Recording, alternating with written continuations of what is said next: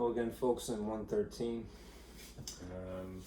Today we are going to cover section 5.3, which you may have noticed in my lab is actually in two parts. So I'm going to do both portions of it. It's really just the same section though. Let's see, start with this. And I can be consistent, also keep track of what day it is. So I don't forget, I'm getting senile. Let's see, today is Tuesday, March 9th, so section 5.3 according to schedule, good. Alright, I'll have to check myself often. The packet that I have here today is really these two pages. These are the only things that are potentially new. This diagram, which I will explain, and then this reference, which I'm pretty sure I stole this from your textbook. Okay. Place values. I'm going to refer to an older diagram, probably several times in the immediate future. This diagram of, I have it from last time, let me just flash it really quickly. This diagram like this, in fact I might even start with that. Right? Just because it's an overview of where the subject is in the bigger picture. So let me boot up my camera here and we'll get rolling, okay? Remote, okay. I'll have to adjust the lights too. Bear with me.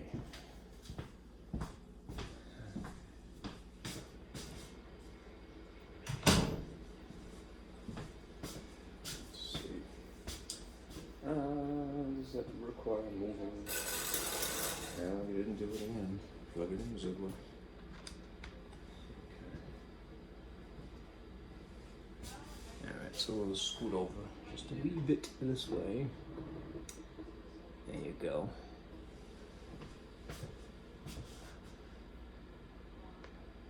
Okay. Alright, now take a look at this again.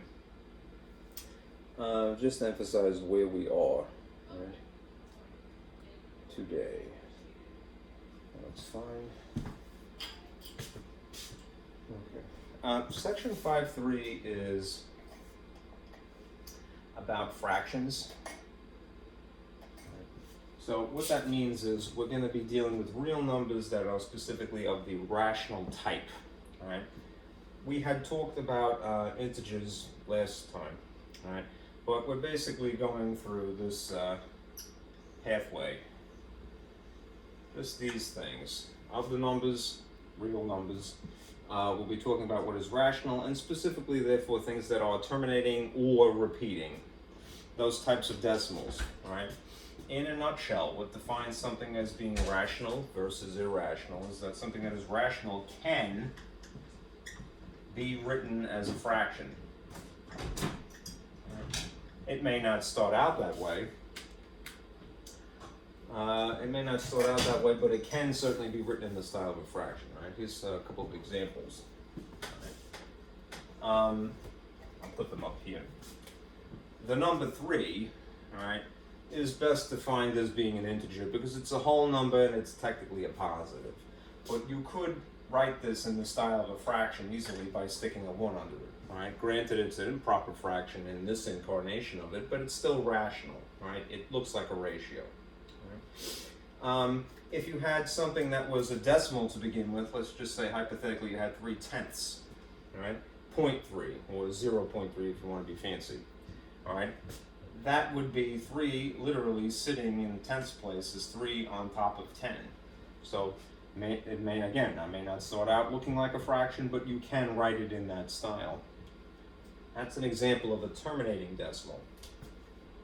Right? If you had something, on the other hand, that was a repeating decimal, say for example, 0.3 with a line sitting on top of it. All right? 0.3 is really, remember, 0.333 forever and ever and ever. I'm going to use ellipses to indicate that this repeats in perpetuity. All right? That comes from the fraction 1/3. And there's a technique that we have to discuss later in this discussion today. How to go from here to here, or vice versa, all right? All right, that's an example of a repeating decimal. Those three types of things, all of which can be written in the style of a fraction. What is forthcoming, not today, all right, is the subject of what is irrational, all right?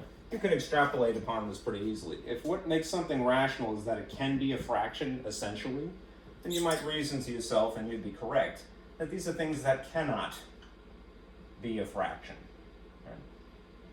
I'm sure there's some better, more formal definition, but that's the practical definition. Rational can be a fraction, irrational can't be a fraction. What makes something impossible to make a fraction, essentially, is that it is simultaneously these two conditions, not one or the other, but both at the same time, and non-terminating and non-repeating, which means that they are infinite and they have no perceptible pattern to them. So if they don't have a pattern to them, then it would be very difficult to try to, write them in the form of a fraction. Famously, pi is an example of an irrational number, right? 3.14 is usually what we're taught to memorize, but it is infinitely stretching, right? 3.14159, whatever the digits are. There's several examples of these that are famous, but pi is probably the most famous. Anyhow, that is not the subject for today. Just these things over here, real, rational, maybe terminating and repeating. Decimals. Okay. Now let me turn this off, and let me give you sort of an overview of what part 1 and part 2 would be.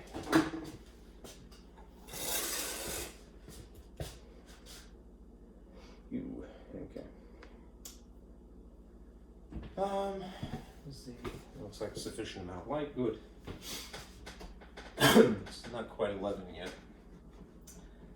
so there's not too much of a glare. We could start.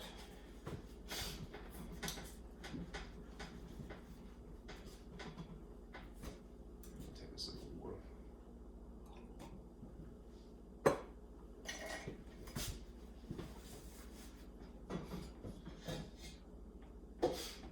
Okay.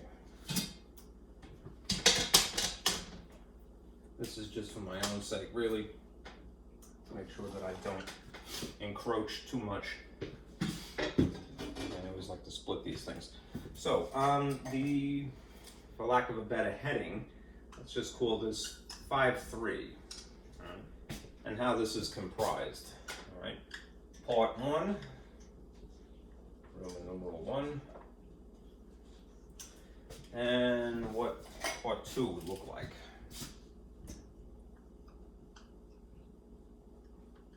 Roman numeral 2.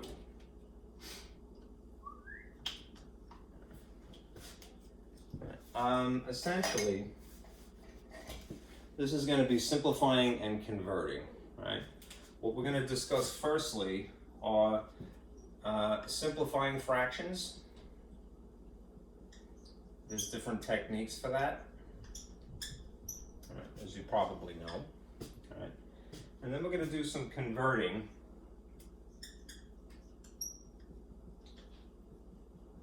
Right, but in several stages. We will start with converting from what is a mixed number to an improper fraction, and vice versa. Right. And as a second thing, we'll be converting from fractions to decimals, and vice versa if necessary. Okay. Again, the type of decimals that we would see, though, are these two types.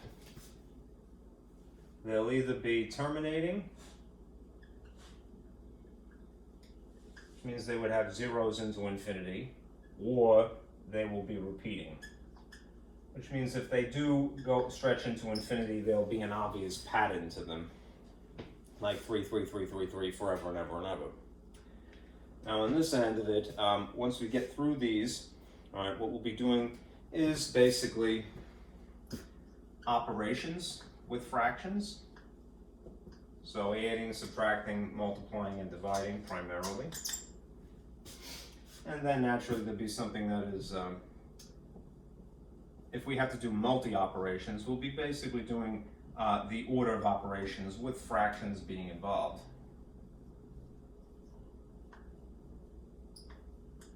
Okay, so it won't be too bad. Think of this as basically being simplifying and converting, and this is being applying operations, adding, subtracting, multiplying, and dividing, or several at the same time. Okay. Now, let me not get in the way of this. And let me turn on my projector again, because I want to give you an overview of simplification techniques. So,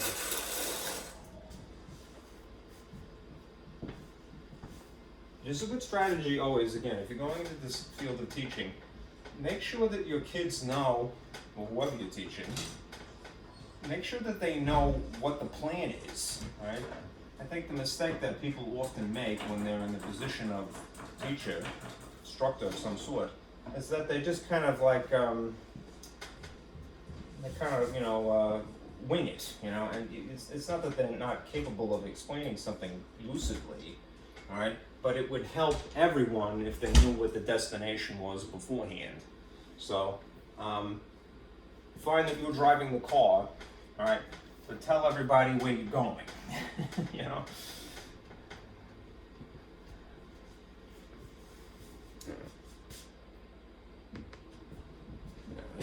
I gotta blow this up just a wee bit. Again, if you hear any knocking, that is the neighbor next door is renovating. Right, that's probably as good as it's going to get. Okay. Alright, now as you can see, there are different methods for simplifying fractions. Right? You probably know this already intuitively, but let's give a name to things. Right? You could simplify fractions. Probably the most basic technique would be applying rules of divisibility. Remember, you can divide most things. The only exception is you can't divide by 0, right? Everything is, most things are dividable, right? But not everything is divisible. We know that we can divide by 2 nicely, that is, we don't get a remainder, all right? When we're dealing with an even, say, for example, right? Or if something ends in a 0 or 5, it's divisible by 5. Or if something just ends in a 0, it's divisible by 10. It divides nicely, all right? These are, in my opinion, the most practical rules, and in the order that I would apply them. Right? You notice that there is a gap here, like it goes from 3 to 6. Right? What about 4? I would encourage you to memorize the multiplication tables of 4. Right? Because the rule for 4 is if the numbers, the last 2 digits of a number are divisible by 4, then the whole thing is, which means that you have to know that the double-digit number is in fact divisible by 4 to begin with, which is implying that you have to memorize it anyhow, right? So no 2, 3, 6 in that order, but 6 is really easy. If 2 and 3 work, then 6 definitely works. And 5 and 10 are very easy, right? In between, if you have to, right, you could refer to multiplication tables for 4, right, also for 7, right? 8 is kind of the same as the rule for 4, and 9 is kind of similar to the rule for 3. Right. Then there's this, the greatest common factor, which is arguably the most efficient and kind of the go-to, but I don't think people really do this so much intuitively, right? They do dividing by 2s intuitively. They don't apply greatest common factor intuitively, even though that's really the better method. And the reason that I say it's the better method is because what I have written down here in some small little font here. A fraction is officially simplified. Have you ever had the issue where you weren't sure whether it is done or not? Well, you could say with certitude that a fraction is officially simplified when the GCF of the leftovers is no greater than 1, all right? In the case of 12 and 16, you'll see that they're not, the GCF is not 1, right? Then there's a more newfangled technique, right, which is to look for prime factorizations. The prime factorization of the top and the prime factorization of the bottom. This is this is more tedious, but it gives you the satisfaction, basically, of crossing stuff out when you've rigged the machine to go, right, so to speak. Then there's this shortcut. Beware, pardon me. The shortcut only works if you have nice round numbers to begin with. I'll do it really quickly. When you have pairs of zeros in nice round numbers, you can, without really thinking too deeply, cross out pairs of zeros from above and below. Right? That is basically dividing by 10 without consciously thinking about it. So if I did it again, that would be like dividing by 100 without consciously thinking about it. And then you'd be left with 3 over 4. Now again, how would you know that that would be in simplest form? Well, I'm going to refer back to this for a moment. If you analyze what's left over here, 3 and 4, the factors that make 3 are 1 and 3. It's a prime number, right? And the factors that make 4 are 1 and 4 and 2 and 2, which if I just wrote one of each type would be accounted for like this. What is the only number that they have in common that's left over? Right. The GCF is 1, the greatest common factor. Therefore, if you divided what is left over, divided by 1, it's just going to leave you with the same stuff, 3 over 4. All right. Similar situation up here. Pair of zeros crosses out, you're left with 1/2 instead. Right? That is an interesting and useful shortcut, right? But just realize that it only works for things that are nice round numbers to begin with, right? And there really is a reason for why you can get away with doing that. You are really dividing by tens or some power of 10, but without really consciously thinking about it. All right? Anyhow, these are more intricate, right? So we're going to go through for the same problem. I'm going to do the same problem 3 different ways. All right? And to do that, I'm going to turn off my projector now. You have this theory, this sheet in theory. All right, we're going to figure out how to simplify 12 over 16 using these rules, using greatest common factor, and then prime factorizations. Okay, that's the destination. All right. Let me save my bulb here, and open the curtain, and adjust the lights.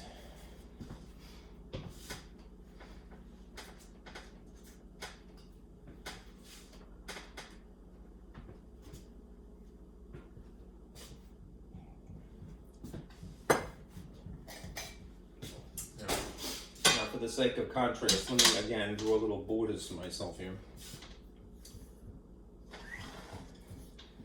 And we will arrive at the same answer, solution, outcome, 3 different ways.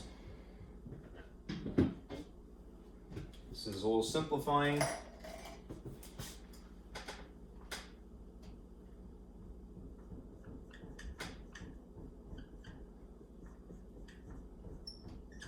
Over 16. Okay. Let's start with this. By divisibility via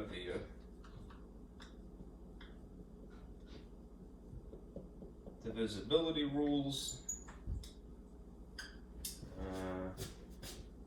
by the GCF, the greatest common factor, by way of prime factorizations.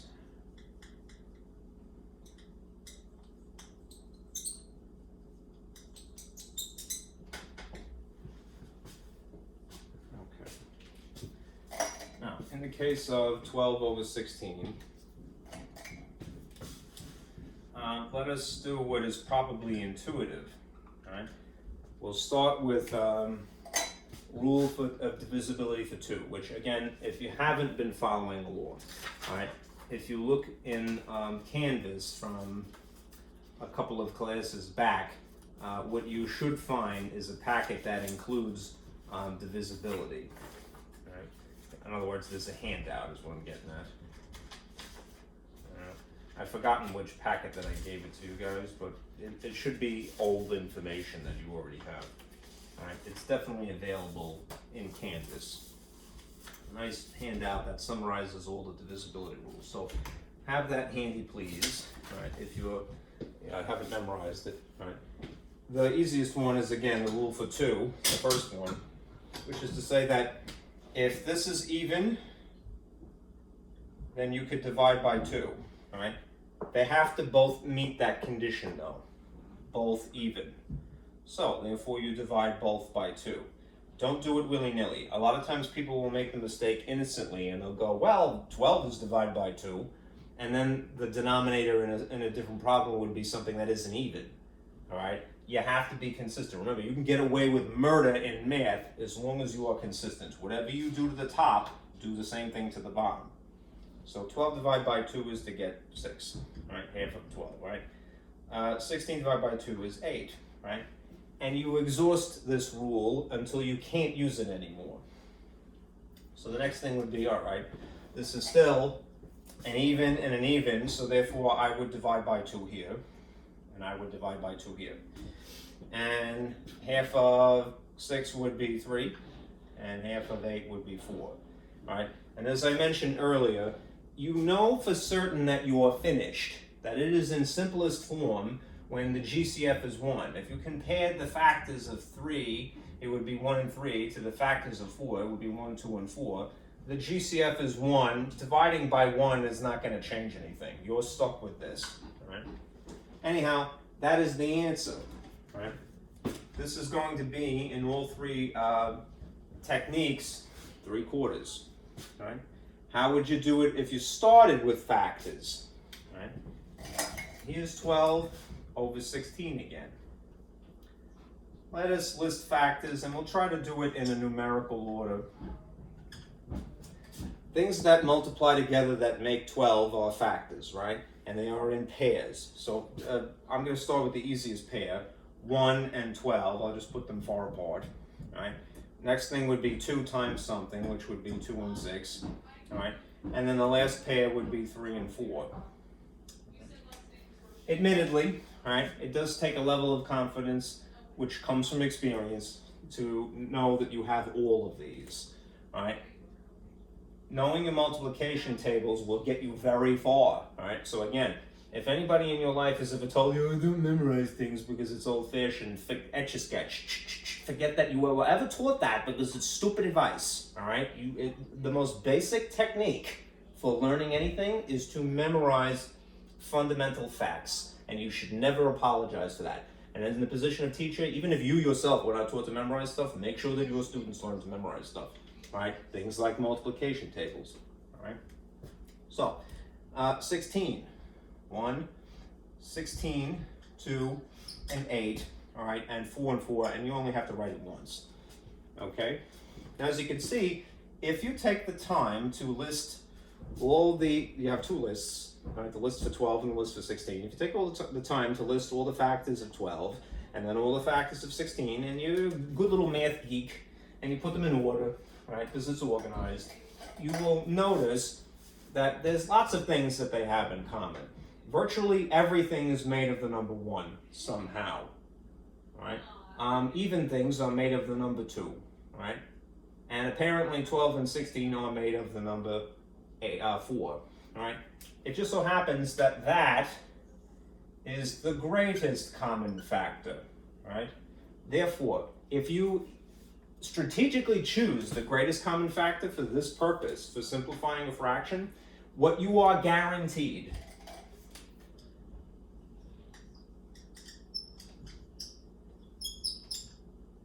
that this will be simplified in one shot. Right. So here it would look like this. 12 over 16. Divide this by 4. Remember, you have to be consistent. Whatever you do to the bottom, do to the top. 12 divided by 4 is what? 3. 16 divided by 4 is 4. Right? And we already know what the answer is. Right? That's one shot. It is a little tedious, and again, you may feel uncomfortable early on, all right, for whatever reason. Maybe you don't have information memorized. Maybe you're a little not so sure about divisibility rules, all right? Anyhow, when you get to the point where you are comfortable, this is really the go-to method, again, because it certifies that something is simplified. You don't have to worry about it. Do you ever get, when you're a kid, I wouldn't do this, but when you're a kid and you take a test, and you do everything right, but you forget to simplify, and then your teacher takes points off, right? Like, you didn't finish it, right? Well, how do you know when you're done officially, right? When the GCF is 1, you're done, right? That's not intentionally rhyming, right? Anyhow, look at this, right? I used rules of divisibility, and it took 2 steps. Sometimes it's worse than that, all right? What is, in fact, 2 times 2? It's no coincidence that it's 4, right? 2 steps dividing by 2 or 1 step dividing by 4. The outcome is the same. Okay. 3/4. Now, prime factorizations. Again, this is the ultimate in tedium as far as these 3 methods are concerned. All right, but if again you take the time to do it, it'll reinforce some important information, which is going to be useful later. All right, but let me just put this in green, and I'll show you the factor trees. You could use upside down division by primes, right, as the method, but I'm just going to go with factor trees for this purpose right now, because it's quick, right, and it's more familiar probably. What times what makes 12? 3 and 4. 3 is a prime, but 4 isn't, so I'm going to break down 4 into 2 and 2. All right, and this, which I'm putting a block around, 3 times 2 times 2, is the prime factorization of 12. That is, if you multiplied these together, you would get the original number 12. All right. And I guess you might think to yourself, well, should I put these, pair these together and write them with an exponent? When you're trying to establish a GCF or potentially an LCM, I would say yeah. But if you're just trying to simplify something, leave it alone for right now. Right? 16. What times what is 16? 4 and 4. You could start with 2 and 8. There's nothing wrong with that. When you get down to the bottom rung of the tree, you're going to get the same answer no matter what. Neither of these is prime, so we're going to break them down into what they are. 2 and 2 and 2 and 2. Sounds like Chuck Woolery, right? Okay, now, I'm going to, just for the lack of space, put the original fraction of 12 over 16 right here.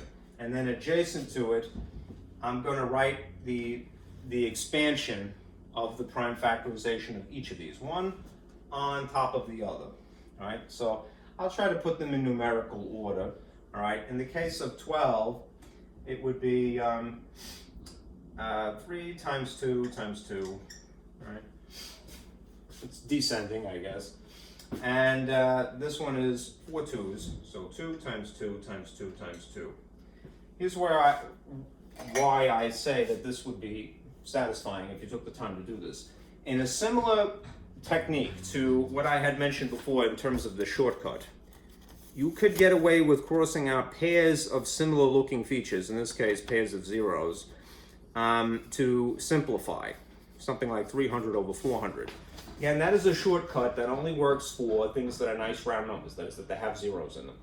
Right? When you have prime factorizations, you can get away with something very similar. Cross out pairs of similar looking factors. In this case, it happens to be 2's, not zeros. That's one pair. Here's another pair. Right? The leftover guts, that is the stuff that does not get crossed out, that's the answer. What's the only thing that's left over on top? 3. What is the outcome of recombining these leftover 2's? 4. Right? That's kind of satisfying, is it not? I shouldn't try to corrupt your opinion, but I believe it is. All right, I enjoy that. All right, again, you know that you're finished when the GCF is no greater than 1. The GCF of 3 and 4 would indeed be 1. All right, you know you're done when the GCF is 1. Okay, that's simplifying. And now let me remind you of converting from mixed numbers to improper fractions.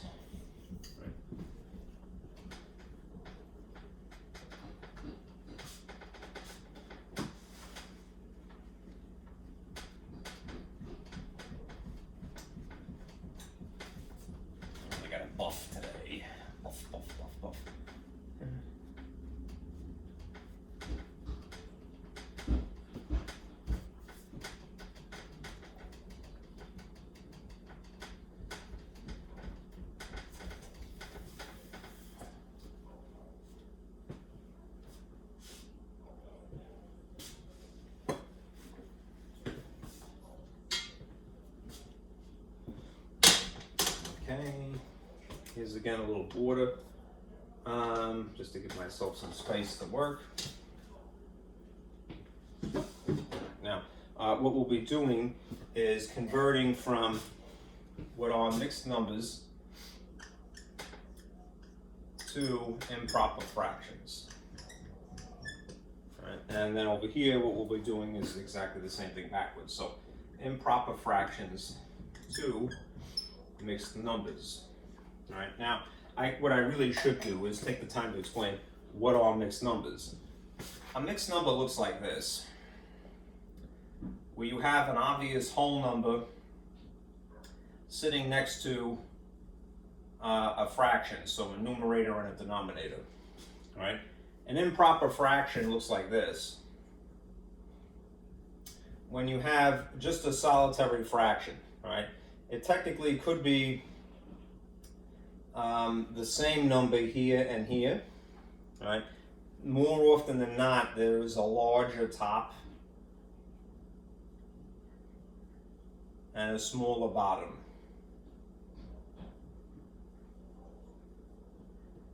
All right, so it's usually a larger numerator and a smaller denominator, and that's what I'm abbreviating here. Numerator. Denominator. Right. Top, bottom, same difference. Right. Little separator here. This is the most unusual face ever, right? Here's an eyeball, and there's some a face tattoo, if you will. A bit destructive, right? Right. It does, as a technicality, just beware. What qualifies something as an improper fraction is that it is either exactly the same number here and here or something bigger on top. It's usually, we don't bother to call it an improper fraction unless it is larger up on the top. Okay? So, how does one convert from a mixed number to an improper fraction? It's very easy, actually. And for that reason, let me just put this here. I'm going to replicate kind of what I just wrote here with an instruction embedded in it. The whole number is, again, sitting next to the numerator and the denominator. It's mixed because it has an integer portion to it and a fraction portion of it. What you end up doing is this. You multiply these two things, the whole times the denominator, and then you add it to the top.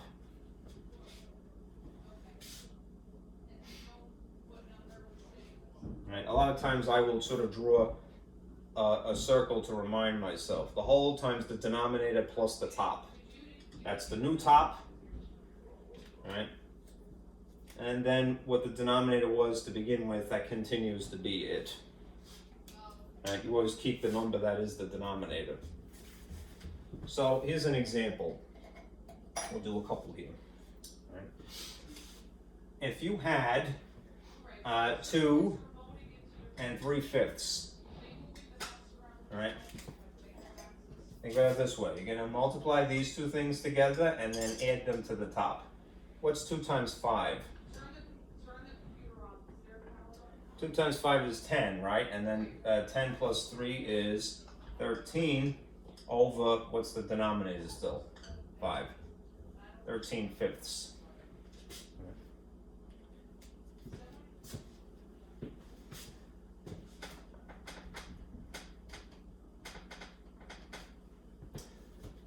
Here's another.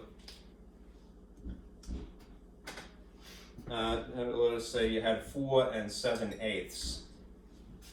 Again, if it helps, draw a little sort of visual cues. I always do this myself. These two things multiplied together, 32 plus 7.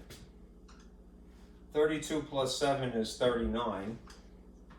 What's the denominator here? Continues to be 8.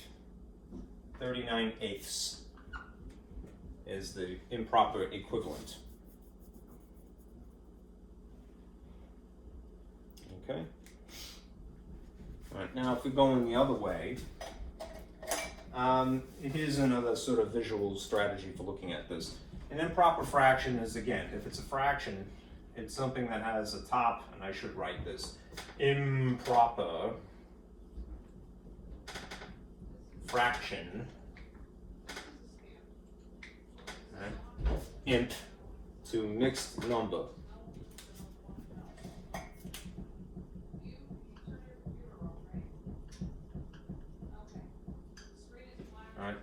there'll be an obvious top over an obvious bottom.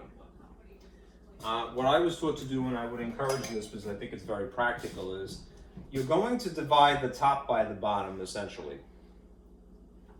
And you need to divide, draw sort of the division operator here.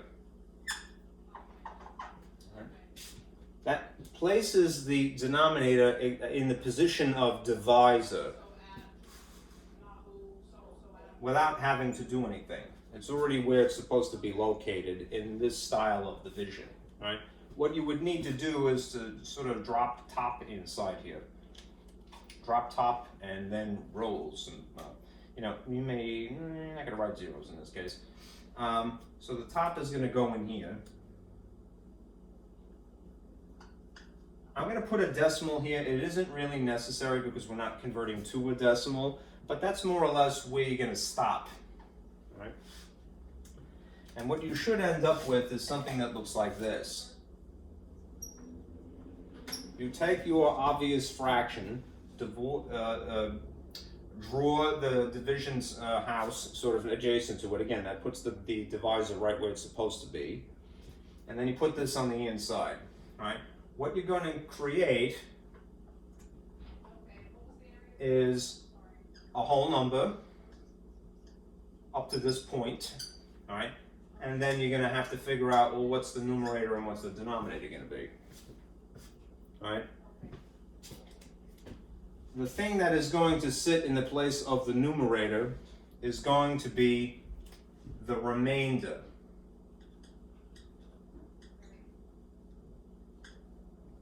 The thing that is going to sit in the place of the denominator is going to be the thing you divided by, the bottom.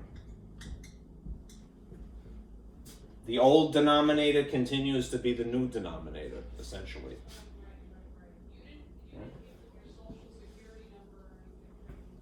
So, here's some examples to get a feel for it. If you had 8 sitting on top of 5, all right. Again, draw a little box, a division house, if you will, here. The 5 is already in the position where it needs to be, and I swear that is in fact a 5. It's just a, shall we say, it's got a lot of flair. All right. There you go. That's a little bit more like a 5. And then just park this 8 in here. And again, I'm just going to put a decimal point because if we were going to do decimal division, we would put some zeros after this point. But we're going to basically use that as the line where we stop, and then we establish what the remainder and the denominator will be. All right. So you ask yourself, all right, how many 5s can you fit into 8 roughly? 1, right, which is 5, right, and the difference is 3, right. We're not doing decimal division, so we're not bringing down any zeros if you have some inkling about that. So this is a remainder. What we will do now is then take this number and establish that as the new numerator, and the thing that we divided by is the denominator, so 1 3/5 is the outcome here. Let's do another one. Put this here.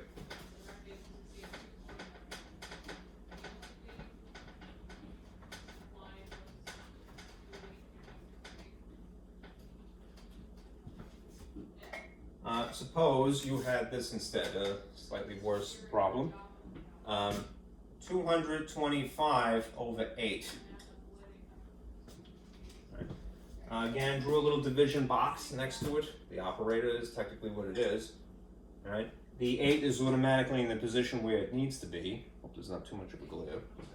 And then we're going to drop this in here. 225.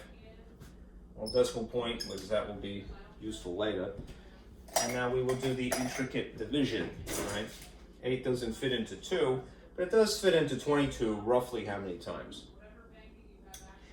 Before I proceed, let me just refresh some idea that I've had. I don't want to belabor the point, but you're going to notice that when you're doing this, that there's an opportunity, unfortunately, for sloppiness. Right? if this was done on graph paper, right, then it would give a kid a little bit more scaffolding, margins, so to speak, right, where they could fill in what goes here and here and maybe not make a mistake, right? My observation is that if there's a reason that a person makes a mistake, it's because perhaps they have sloppy handwriting. It's not that they don't grasp the concept, but right, let's try to enable them to have some sort of partition, right? If we give kids paper like this in the United States to teach them how to learn to write their letters, right? Then why don't we do the same thing for math, right? It sounds cuckoo, right? And very anal retentive. But that is the paradigm that we're trying to teach them. We're trying to teach them to be organized, neat, linear thinking people because it's practical. It isn't the only perception of reality, but it happens to be a practical paradigm. So let us teach them good habits in math world, all right? Give them graph paper, all right?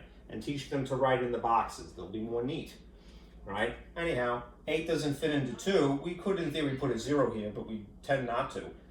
8 will go into 22 roughly twice, which would be just above the digit. And then you would put the equivalent here as 16 and subtract, all right? This ends up being 12 and you borrow, right? That ends up being 6, right? That's 0 again, which we tend not to write. Then you drag down the next number 5 and you readdress that question. 8 goes into 65 roughly how many times? If you know your multiplication tables, all right, you won't bat an eyelash. You'll go, okay, it's 8 times, and that would be 64, which is remarkably close, but still not quite the whole thing, right? Anyhow, what's the difference of 65 and 64? 1. We're not doing decimal division. We've hit the wall here. This is a remainder. So, if that's the remainder, well, that's an R, all right, you're going to take this, all right, make that your new numerator. What you divided by is your denominator still, all right? And you would get 21 and 1/8 for your the mixed number equivalent of 225 over 8. Okay? All right. Now what I should do is we're going to convert now fractions into decimals. So it's going to be very similar to this. I might as well leave this there. And then just put the what is going to be involved immediately adjacent for the sake of comparison.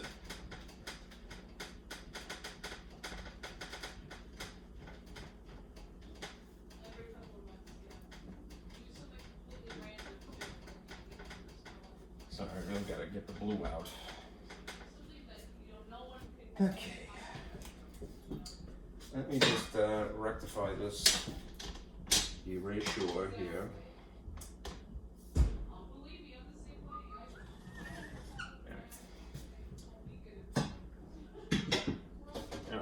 Now, if we were converting from a fraction to a decimal, right? You may remember this from when we were talking about converting from percents, right? Percent in the style of a fraction would have a denominator of 100, right? And you can convert a fraction to a percent, you can convert a decimal to a percent, and vice versa. But when you convert one to the other, specifically in this direction, from fraction to decimal, it is basically this same technique, right? The technique that you see here, right? Whatever is the top, the numerator, and whatever is the bottom, draw a little division house next to it. All right, and then drop that puts the bottom, the denominator, right where it needs to be. And whatever is on top, park it inside. Okay? And then in this case, we're not going to settle for remainders. That's the difference between converting from an improper fraction to a mixed number and from a fraction to a decimal. What we're going to do is establish the same decimal point, the wall, so to speak, right? And then throw in some zeros, right? You may need to add a few, you may need to subtract a few. I mean, just erase them basically, or just ignore them, all right? But I've found that start out with writing 3, you may end up not needing them, all right? But that'll get you rolling, all right, literally. Rolling, rolling, rolling. Get that division flowing. Rolling, rolling, rolling, roll hard. Yeah, okay. Boo. All right. What we're going to do, because again this is decimal division, is that we are going to divide until it either terminates or repeats.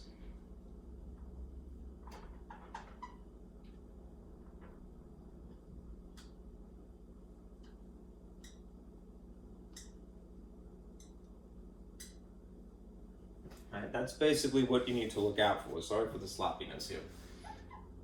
Repeat. I hope that's visible. We're going to divide, and we're going to include more and more zeros until it either terminates or that it repeats, whatever is the example here. Let's start with, I mentioned 3/10 before, all right? And I said, hey, it's a rational number, right? Because it came from a fraction that could be written as 0.3. Well, here's proof of that, all right? If you took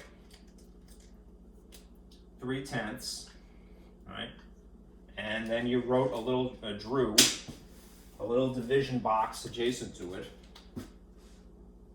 all right, we're going to drop 3 in here, put a decimal point above and below, this is the wall, so to speak, and then throw in some zeros. You may not end up needing them, but there you go, right? Again, if this was on graph paper, it would be less likely to make an error for the simple reason of having sloppy handwriting. All right, anyhow, let's see how far we can get. 10 is where it's supposed to be in the position of divisor. All right, 3, the numerator is now the dividend. Can 10 fit into 3? No. In this case, I'm going to purposely put the 0 here. All right, the argument is that it makes it easier to zero in on the decimal point. That's debatable, I suppose, but this is a little bit more formal when you do that. All right, so I'm going to put the 0 there just for the sake of formality. 10 goes into 30 exactly how many times? 3 times, which is 30, and then it terminates. Don't end up needing these. This terminates because you get 0. All right? Because it's 0 and there are no other numbers to bring down other than 0. Right? 0 and no other numbers.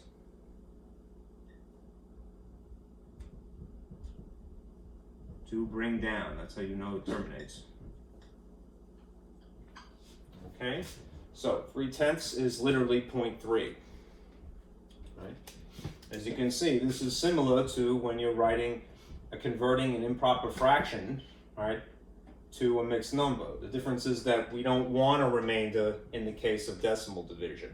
We want to keep dividing until it either terminates, it did in this case, or that it repeats. Let's do an example like that. And not drop all markers in the process. That's twice.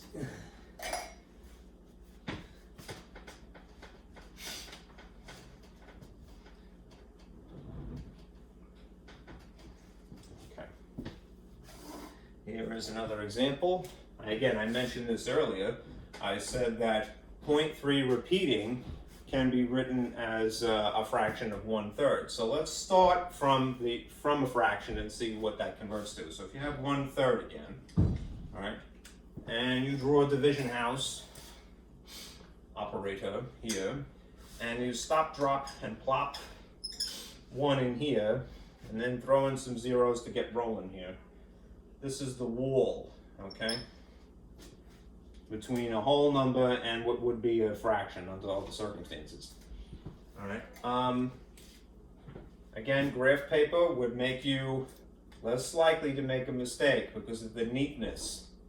All right. So just to establish that there's going to be a pattern, as I happen to know in this case. All right. Let me put in that many zeros and this many places to fill in. All right. 3 does not fit into 1, it's too small, so we're going to put a 0 here. 3 goes into 10, roughly, 3 times, right, which is 9, and the 9 would be positioned here, and we would subtract. The difference of 10 and 9 is how much? 1, which is no coincidence what you started with. This is a little bit too much glare now, so maybe I should turn the light on. Okay. And then you would continue, right? Let's see if I move that. Hopefully that's not making it worse. Now I have an obvious shadow. Okay, all right. I'm gonna just grin and bear it. Then you would drag down another 0 here, and look what you have. You have 10 again. So why does something repeat? Because you keep ending up with the same dividend. 3 goes into 10 roughly 3 times, which is 9 again. And the difference is 1. And if you bring it down again, you're going to be confronted with the same dividend of 10. 3 goes into 10 roughly 3 times, which is 9. And the difference is 1. And this is repeating. Right? Would be the remainder if we had stopped here will be 1 again and again and again and again and again. So often what will happen is a book will write ellipse marks, 3 periods, to indicate that there is a pattern that is predictable past this. The abbreviation instead, to not have to write that many zeros, that many digits, would be bar notation. Right? And bar notation is to put a line above what is actually repeating. So instead of writing 0.3333 forever and ever and ever, what you can do is simply write a bar above the first digit that repeats rather than write a lot of them. Right? It's an abbreviation bar notation. Okay.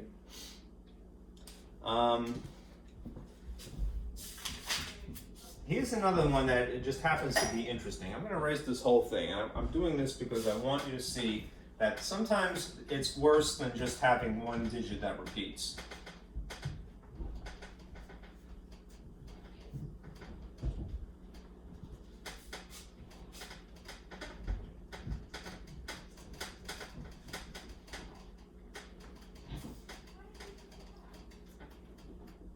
So let's just say, for example, you had this fraction, which was improper, 22 over 7, and you're going to convert this from a fraction to a decimal.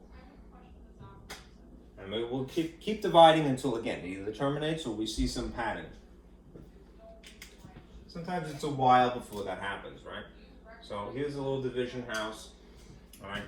And I'm going to drop 22 in here. That is where the decimal point would have to be. And again, think of this as being like the wall. Okay. Should be consistent. And again, ideally it would be on graph paper. All right.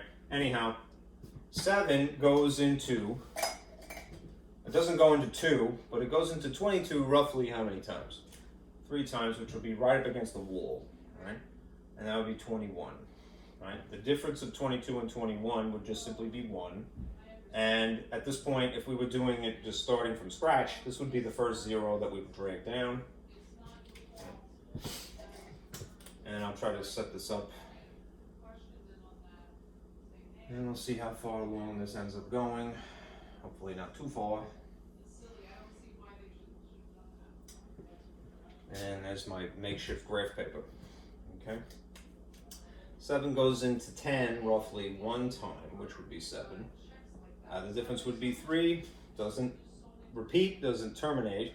So we put another 0, drag it down, and 7 goes into 30 roughly 4 times, which is 28. And the difference is 2, and it still hasn't terminated or repeated.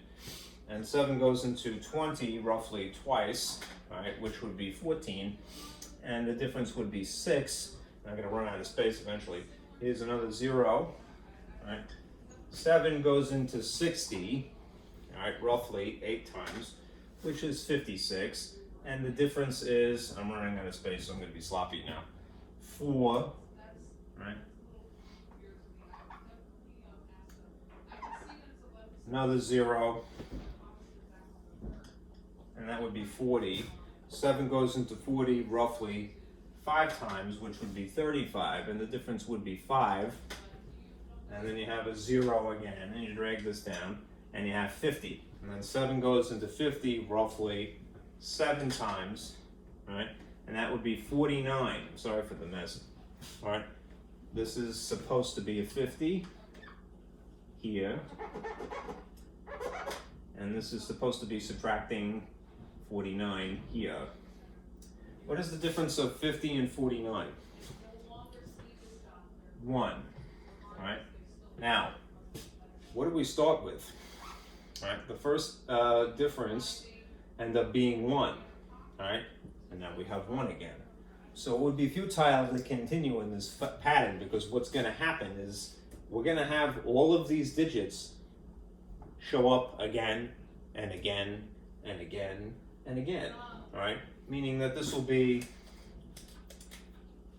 142857, 142857, 142857, 142857 forever and ever and ever and ever and ever. This is an example of an incredibly long repeating decimal. So how would we abbreviate something like this using bar notation in theory? We would have to put a bar from here all the way up to and including 7, right? Because that is the pattern that repeats. 142857 forever and ever and ever.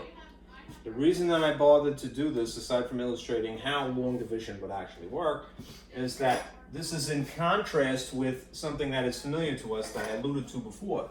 Let me just sort of put this here underneath it for comparison. This number, 3.142857, repeating, is usually the stand-in, famously, for what?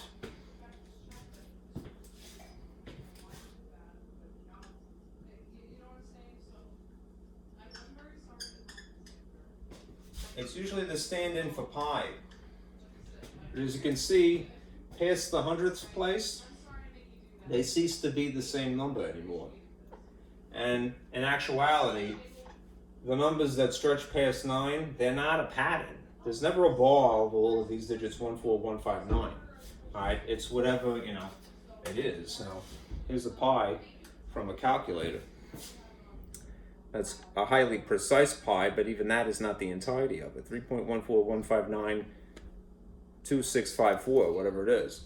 All right, and that's just up to the edge of the screen, because it goes on forever and ever and ever. It's seemingly not quite random, but it looks random. Sequence of digits. There's a digit here, digit here, digit here, digit here, forever and ever and ever. All right. We have more and more powerful computers that calculate greater and greater precisions of pi. But anyhow, these are not the same thing. What I'm getting at is make sure that you yourself do not know, and therefore you will not propagate misinformation. Right? 22/7, although it is often used in place of pi, is an approximate for pi.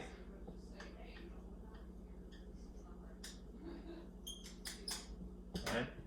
It's an approximate. It's not equal.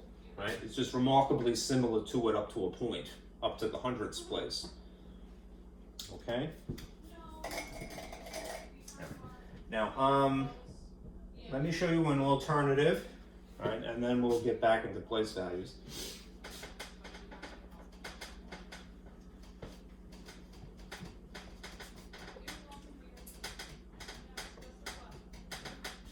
Alternatively,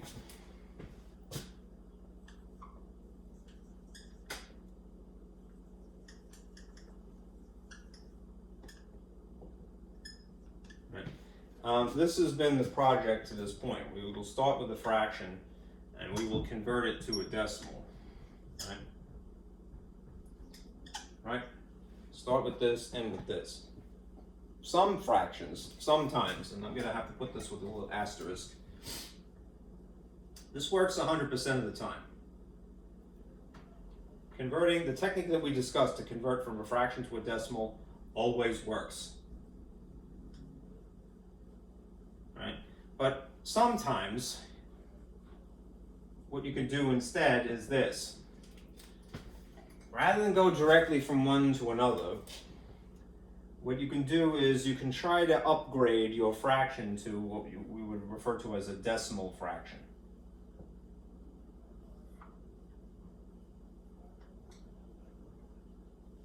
I'm putting this line there just to emphasize that this is still technically a fraction in this form. Sorry for the mess. A decimal fraction is something over 10, something over 100, something over 1,000, and so forth, right? You can't always, whatever you're given as a fraction, always upgrade to one of these. It only works some of the time, but if you can get the problem to look like that, then it makes converting to this very easy, right? Because the denominator is telling you where the digits actually are sitting, in the tenths place, in the hundredths place, in the thousandths place. Okay, here are some examples, all right? If you were to do it directly, 3 over 5, right? A fraction converted to a decimal. Again, you drew a little house, 3 goes in here, you put a decimal point there as the wall and a 0, right? 5 goes into 3, no, it's too small, so we're going to put a 0 here. But 5 goes into 30 exactly 6 times, and it would terminate, right? So 3/5 is equal to 0.6, right? What if instead we did this? We took 3/5 and we sort of upgraded to an equivalent that happens to be a decimal fraction. That is, it has a denominator that is some power of 10. The easiest one would be just directly to 10, right? Well, then you'd ask yourself, what is it times 5 that would make 10, right? Most people know that 5 times 2 is the cause, right? And again, you can get away with murder in math world. You can change the appearance of something from what it is to what you want it to be, as long as you're consistent. So if in theory I would have to multiply by 2 here, it would only be legal if I did the exact same thing to the top. What's 3 times 2? 6/10, right? This is telling you 6 sitting in the 10ths place. What does that look like? It's 6 sitting in the 10ths place, right? Just an alternative. Some fractions you can't upgrade to a power of 10 denominator. It just won't work, right? Like if you had something as a denominator of 8, it's not going to happen, all right? Not without using some decimal here, and that's just making trouble for yourself, okay? Now, having said that, let me turn to my projector again and remind you of some fun facts. Facts.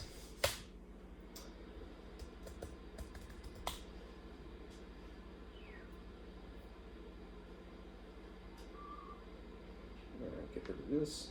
This is the other portion of the handout that is really relevant for today. Let me adjust the lights. And so slowly come into resolution. This is a good diagram I stole from, I want to say, the textbook that you have, the ebook, if you have the software license, of course. Right? And they would be, this is another example of something that you really should know by heart in the long run. If you don't right now, don't reproach yourself, just, you know, have the reference handy, right? This is the ones place, the tens place, the hundreds place, right? We use a decimal point in the United States at this point rather than say a comma you might use elsewhere for the metric system, all right? Everything on this side has the suffix THS. Right, so it's tenths place, hundredths place, thousandths place, 10,000ths, 100,000ths, and millions. And it would follow in order like that, right? The state of New Jersey, I want to say, last I checked, has the expectation that you know up to the millions place, right? What would follow it would be another 3 places, right? And then this would be the billions here. Right? And then another 3, and that would be the trillions. There is some debate, depending upon where you live, historically at least, as to which is what. You know, like I think in at one point, and don't quote me on this, that billion and trillion was switched, all right, over in, say, Britain, all right? But the consensus, I believe, nowadays is that this is the order that we have all agreed to, all right? Think of it as being something like wheels, right? Bicycles have 2 wheels, right? Tricycles have 3 wheels. You know, a quadricycle would have 4 wheels. That's a car, technically, right? So it would follow in sequence like that. There's a sort of a nomenclature is what I'm alluding to. Anyhow, do know at least from millions on the far left here to millionths, THS, on the far right, right? These would help you know that this is something that is so many tenths. This is so many hundredths. This is so many thousandths. This is so many 10,000ths in theory, and so forth and so on. Okay? Know these by heart, right? Or at least have the reference for right now.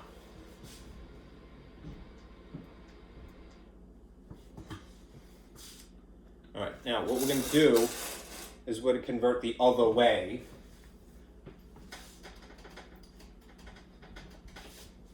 So let me get rid of this gobbledygook. All right, and we'll continue. What we'll be doing now is we're going to convert from a decimal to start with to a fraction. All right. Basically the technique is this. All right. If we want something to look like a fraction, just remember, how does a fraction look? Essentially, it's something on top of something else, right? What is the something on top, right? Well, here's what a decimal looks like, right? A decimal might have some number up in the front, but there's definitely a decimal point, and then some digits maybe that follow it, right? Let me just exaggerate this so it's a little bit easier to see. That's the decimal point. All right, let me get rid of this. And turn the light back on. There you go. All right. If this is how a decimal looks, and this is how a fraction basically looks, right? Essentially, all right, what we want is to take everything to the right of the decimal point. So all digits to the right, all right, of the decimal point is what would be on top. You wouldn't actually draw the decimal point because, again, you're trying to write it stylistically different, all right? But it would be all of the digits technically to the right, all right? So starting from here, whatever is adjacent on the right side, you make that your new top, all right? Then what becomes the denominator, all right? The denominator would be the place value, that is the power of 10 of the far right place digit, right?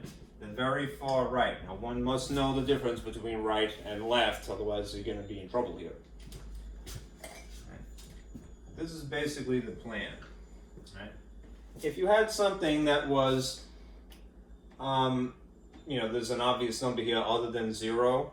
In theory, you could put it up there as well, all right? But it's not going to make your life any easier if you do. What I would advise you to do is not do that, at least to get, yourself familiar to start with, okay? And again, you're not going to actually write that decimal point. Here's an example of several.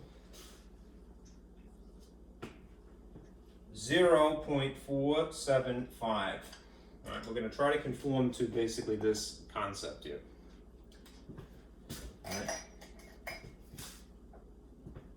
All of these digits to the right of the decimal are going to be my numerator.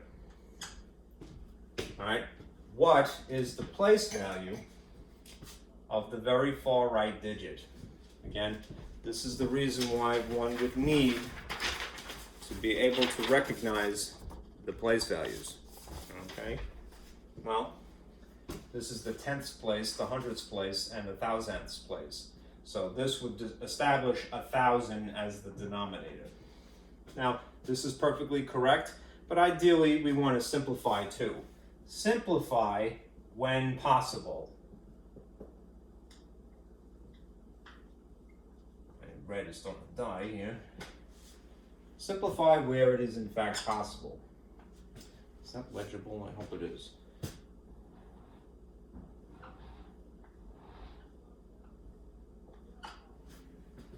That's a fugly way to write that. I'm sorry. But I think it is legible enough. So let me just retire this guy over here. All right. So 475 thousandths would be how you would say this in English, right? Or 475 over 1,000, because the thousandths place is the far right digits place value. Power of 10 would be 10 to the third, right? Technically. Now, if you can, it is always more of an ideal to express the same quantity but using smaller figures. So if it is possible, do try to simplify, and we have established techniques. What I would try to convince yourself of as a good strategy is this. If you see something ending in a 5 or a 0, all right, start with 5, divide this by 5, divide this by 5, all right? And you can, it may take you several steps to get it crunched, all right?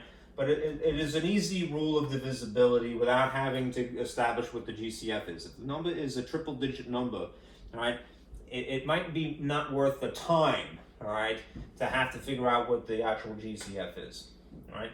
Another way of looking at it is that if you see a nice round number and then familiar number like 25, 50, 75, you can think of this as being like quarters and dollars, and then probably divide by 25. I would bet that 25 is the actual GCF here.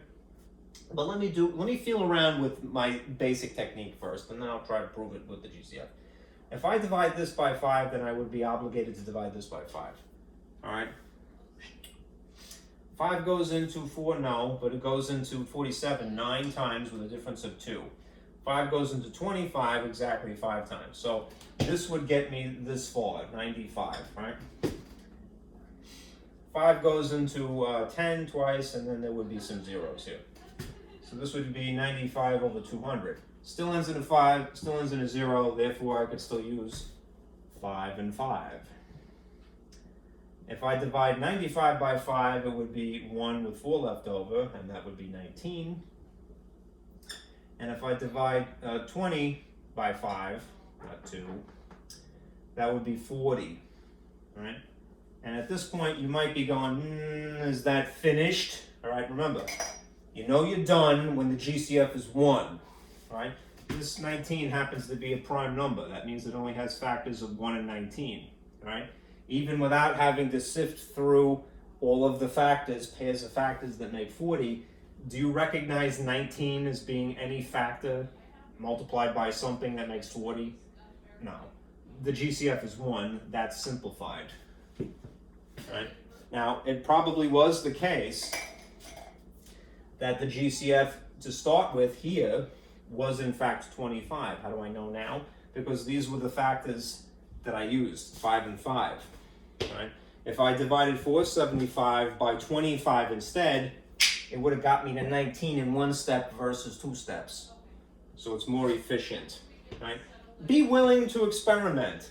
Right? It's hard to convince a kid of that, and it's also difficult to convince a person who is timid for whatever reason. Like maybe they've been, very cruelly, emotionally abused by their math teacher, So it's hard to get a person to trust you enough to actually do the right thing here. All right. Anyhow, be open to the possibilities. Kind of try to, again, etch a sketch, change the picture, all right, and start over, all right? Don't get stuck in a certain paradigm. All right, let's do another.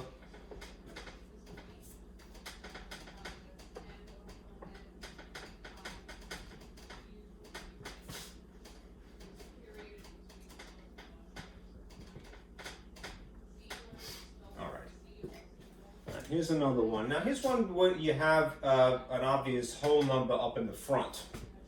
All right, so let's say that you had 3.375. Okay?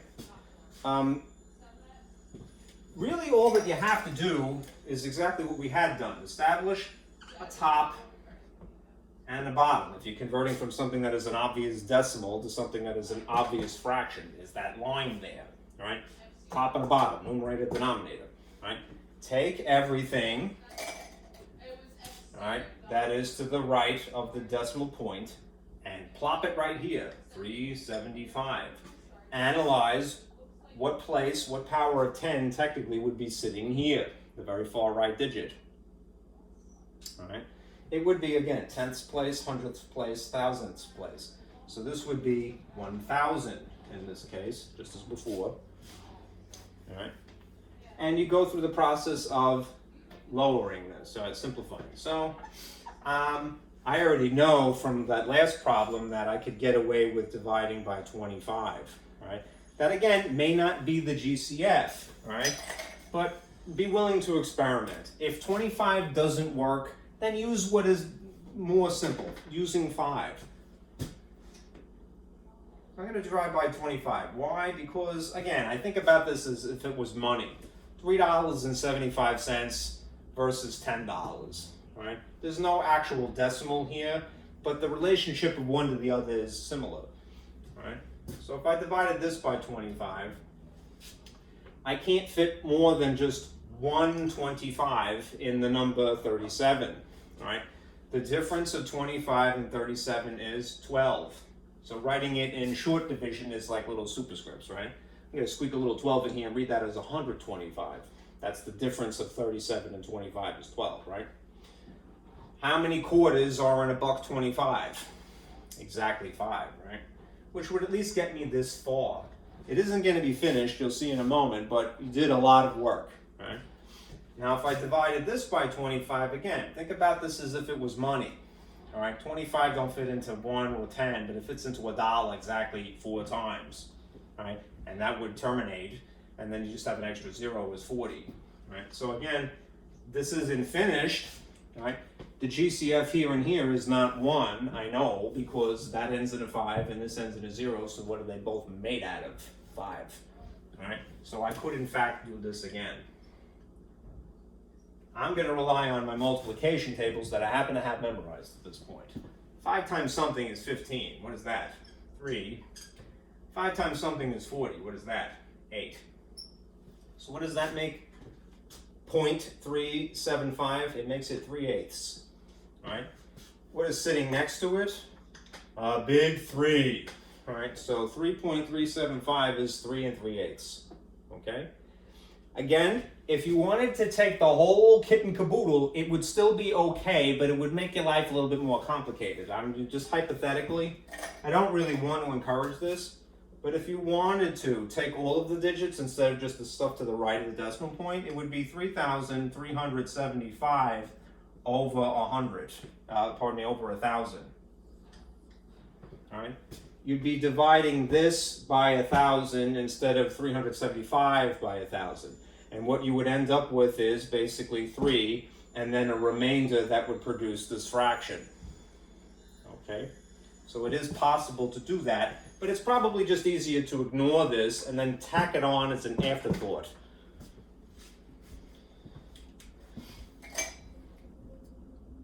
Also, hypothetically, if this was a negative, all right, just remember that the whole thing would still maintain that status.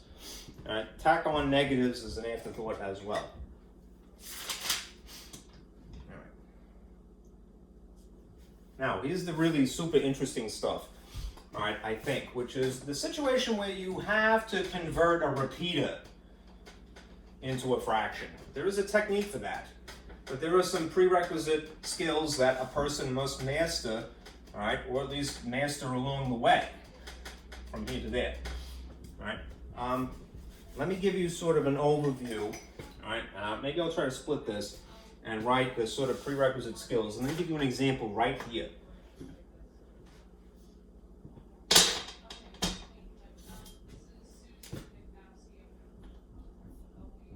I might need the extra space, so I'll do it like this, favoring one side or the other. I think maybe I should turn the light. And perhaps I should have done that earlier. Okay. This is going to be talking about converting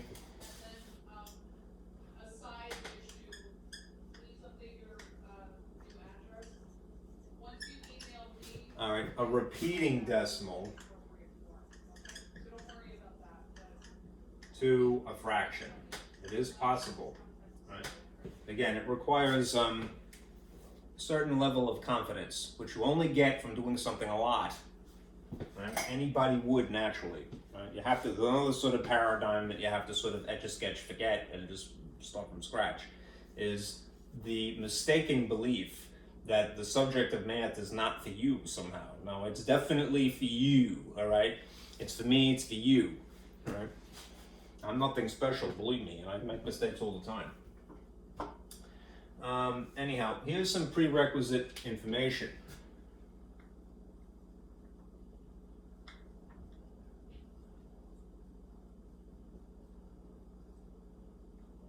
Right. A couple of, we need to have the knowledge of algebra, all right, to accomplish this task, right? What about it, right? We need to remember that opposite operations are necessary, say for, instead of adding, you could subtract it, instead of multiplying, you would divide, in order to solve something, right? And that we could use a variable like n represents a number.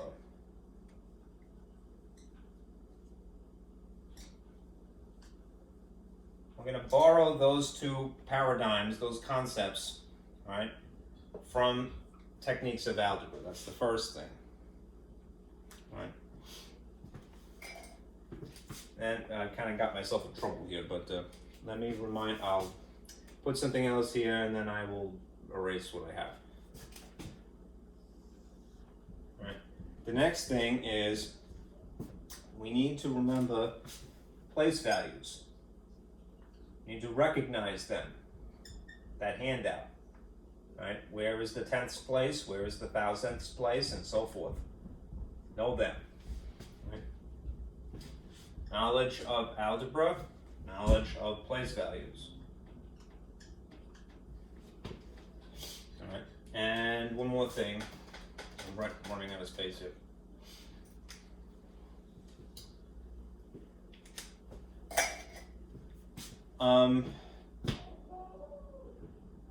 That when you multiply, this is a mental math skill. One of those things that would be good to know by heart, to do in your head, all right? Not everything, all right? Again, it's bad advice for somebody to say that it's either this or it's that. Everything is binary, all right? Don't be a binary person when you think, all right? Be gray, all right? Toggle your brain, have the mental agility to go, no, one size does not fit all, right? The mental math skill that would be good, right? An example of the things that you should try to memorize in the long run is this. And when you multiply by 10, the effect is that it moves the decimal place once, right, to the right. When you multiply by 100, it moves the decimal place, how many spaces? Twice. To the right, right? If you multiply by 1,000, the effect is that it moves a decimal place thrice, right? 3 times to the right, right? Right, which is, again, that way, okay? Moves once right, moves twice right, moves thrice right, times 100, times 10, times 100, times 1,000. That's a good skill, right? Without having to do the intricate work, without having to press a bunch of buttons, you would know, right? Anyhow, we had this example before. You already know, right, that 0.3 repeating, right, this is an example of a repeating decimal that happens to be abbreviated, is 1/3. But we started with that, and then we what's the word? I'm at a loss for the word. We started with that, and we basically exhibited this, for lack of a better phrase. Right? We had shown this is the case. All right. What we're going to do now is, firstly, we're going to apply some algebra. We're going to have a letter that represents the number in question. Right? So I'm going to go, okay, if n equals 0.3 repeating, then it would be, I'm going to just show some of the pattern here. All right. Expose the pattern.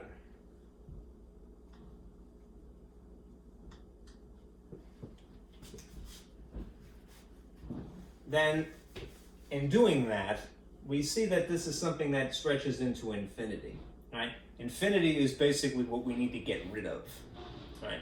But I can't just get rid of it willy-nilly. I have to be strategic, all right? What I want to do now is basically this, all right? I'm going to establish that this is going to be the letter N, all right? What would it take, all right, to preserve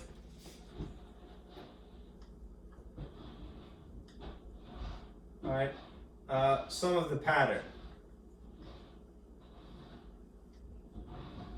I would have to basically move something past the decimal point.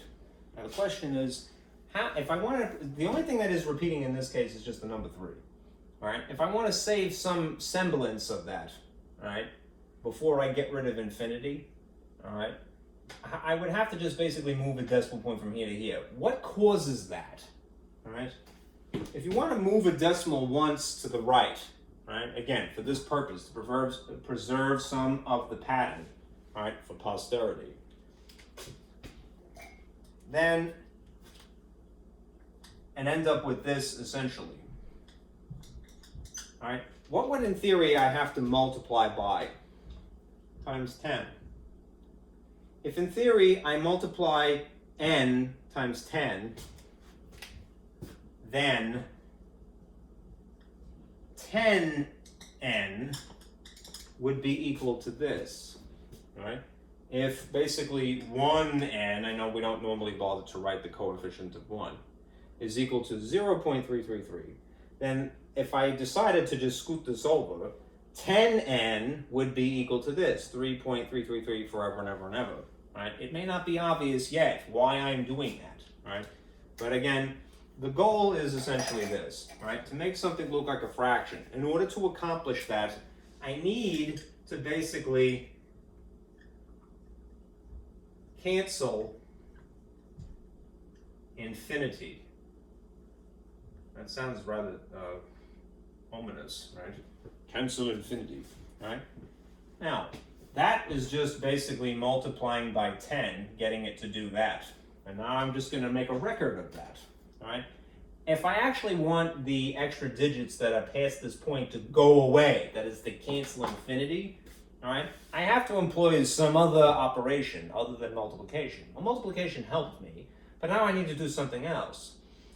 What makes something get smaller? Subtraction, right? So the weird sort of thing that I'm going to do is I'm going to subtract the thing I've created by the thing that I had started with technically, right? This 1n, I'm going to write here, and what it is equivalent to, 0.333 forever and ever and ever, right?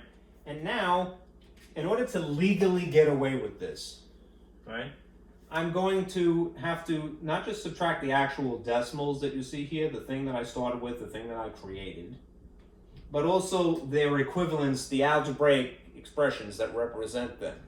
So this is going to be a little bit easier, right? What's just 10 minus 1? It's 9, right? Of the type that is apparently n on the left side here. And now I get the satisfaction of doing what, similar to what I had done earlier before when I was crossing out factors. This is not technically the same thing, they're not factors, but I'm going to cross out infinity. What is 3 minus 3? 0. I don't have to bother writing it, do I? No. What's 3 minus 3? 0. I don't have to bother writing it. 3 minus 3? 0. And now I've come to the decimal point, the wall, basically, here, which would technically still be there. There'd be a 0, a 0, a 0, and whatever, into infinity and beyond, all right? What's 3 minus 0, though? Just 3 itself, right? If it's really 3.0 forever and ever and ever, then this is superfluous. I don't really need to write that, right? And what I'm left with is this here, all right? 9n equals 3. Now, here's where algebra comes into play again.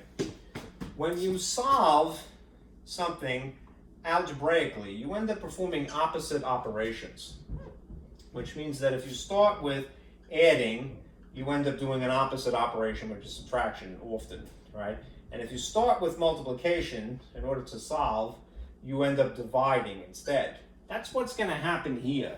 If I want to solve for n in the style of a fraction, I'm going to move this 9 from here to there.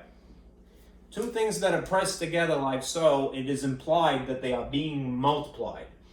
What is the opposite of multiplication? Division, which in algebra has a tendency to be this bar rather than the colon with the line. Dividing by 9 would simplify this here, and if I've done that there, you can get away with murder as long as you do the same thing over here. And what you end up with is 3/9. What is 3/9 simplified? Well, you would divide by the GCF, which is the thing that they're both made of, the largest factor in common, which would be 3, which would leave you with 1/3. Right? This is a little alien, so if you don't feel super confident, oh yeah, that makes perfect sense first time, don't feel bad. I'm going to do several of these. All right? Anyhow, we started with 1/3 and converted to 0.3 repeating. Right? There's a word for that. Rather than say exhibit something, I'm struggling to think of it right now.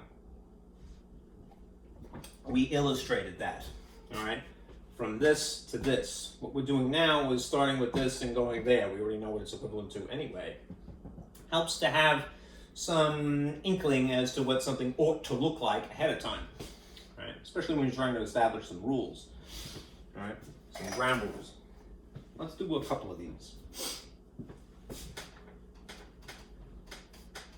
The trick to this is basically preserving the portion of the decimal that repeats, just part of it, right?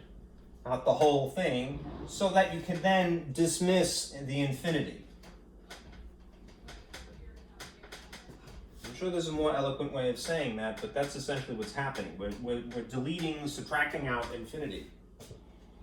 So here's another example. Suppose we had something slightly more complicated, and we don't know what the fractional equivalent is to begin with. 0.18 with a bar over the 1 and the 8. Right? Let us expose the pattern.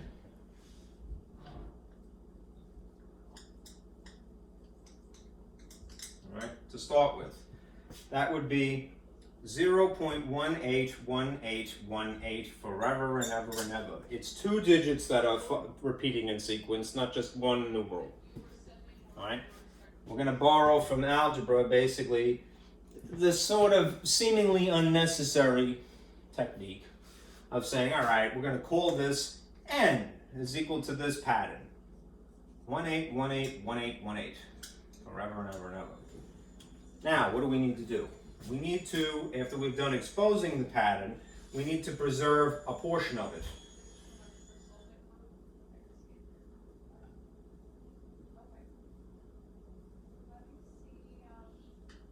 All right?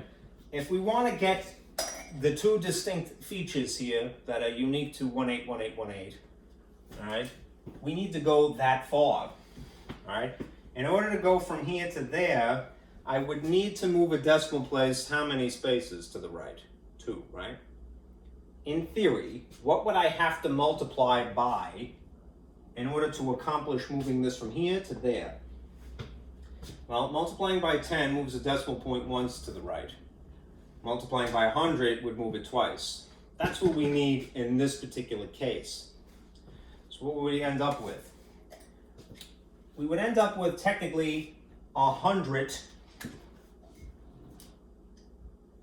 times this number, right? And we'd end up with this then. 100n, right, as opposed to 1n, which is what it is originally, is this incarnation of the figure.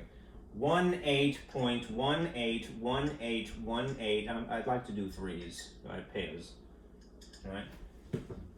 And now I'm going to basically subtract out infinity, right?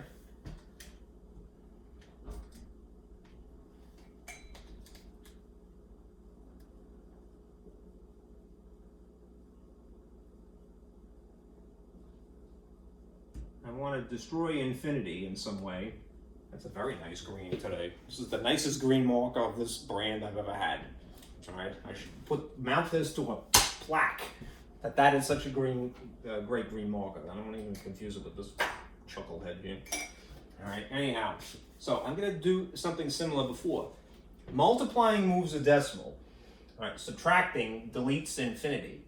So I want to do the same thing that I had done before, essentially, is that I'm going to subtract some incarnation of n. It's going to just be 1 in this case, the actual example. And I'm going to make sure that I align everything. I got to lock up the place values. Remember, when you add or subtract, the place values must be aligned. So it would be 0, and then a decimal point here, and these things would be aligned. That's the wall. All right, and then you have 1, 8, 1, 8, 1, 8 forever and ever, ever. You can't write all of them, of course. And this would be a little subtraction problem, all right, with two sides of an equation.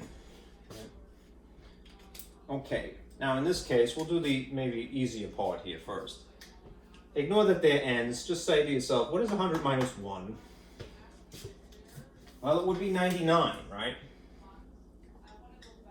So on this, the left side of this makeshift equation is we have 99n as the difference, all right? On this side, we're going to accomplish what we wanted to, which was to basically cancel infinity. So we're going to subtract off infinity. 8 minus 8 cancels. 1 minus 1 cancels 0. You could write it if you want. 8 minus 8, 0, 0, 0, 0, and then backward all into infinity. Why? Because these things are aligned purposely to execute that. So what is 18 minus 0? The leftover is, in fact, 18 itself. There would be a decimal point there technically, but it is superfluous. You don't have to write it. Now the last thing is this. If I want to establish what n is in the style of a fraction, that's the whole point of this exercise, right? Then I gotta move the coefficient of 99 from where it is over to the opposite side. Again, borrowing techniques from algebra again. If you're gonna solve something algebraically, you often will perform the opposite of multiplication, which is dividing. Divide by 99 here, and it makes it legal. You can get away with this as long as you're consistent. Do the same thing over here. This becomes 1n, and the leftover is 18 over 99. That is not simplified. So here's what we will do. I'm going to erase this, as it's served its purpose at this point. And write the outcome over here. So far I have this. I had 0.18, the pattern, repeating, is apparently 18 over 99, which is not simplified. Now you might recognize these figures. Again, if you had been strategically taught to memorize the multiplication tables of 9, all right, which is, again, a habit that you must impart to the younger generation. Even if you were not taught that yourself, give it to them. Give them what you didn't get, all right? All right? This is familiar to me only for that reason, because I memorized it. I know that this is divisible by 9 and that as well. Why? Because they're factors of 9, rather multiples of 9. So I'm going to, 9 itself is a factor. 18 divided by 9 is 2. 99 divided by 9 is what? 11. This is what the fraction should be. Now, if this is in fact true, what I have produced here, 2 11ths, is the pattern of 1 8, 1 8, 1 8, 1 8, 1 8.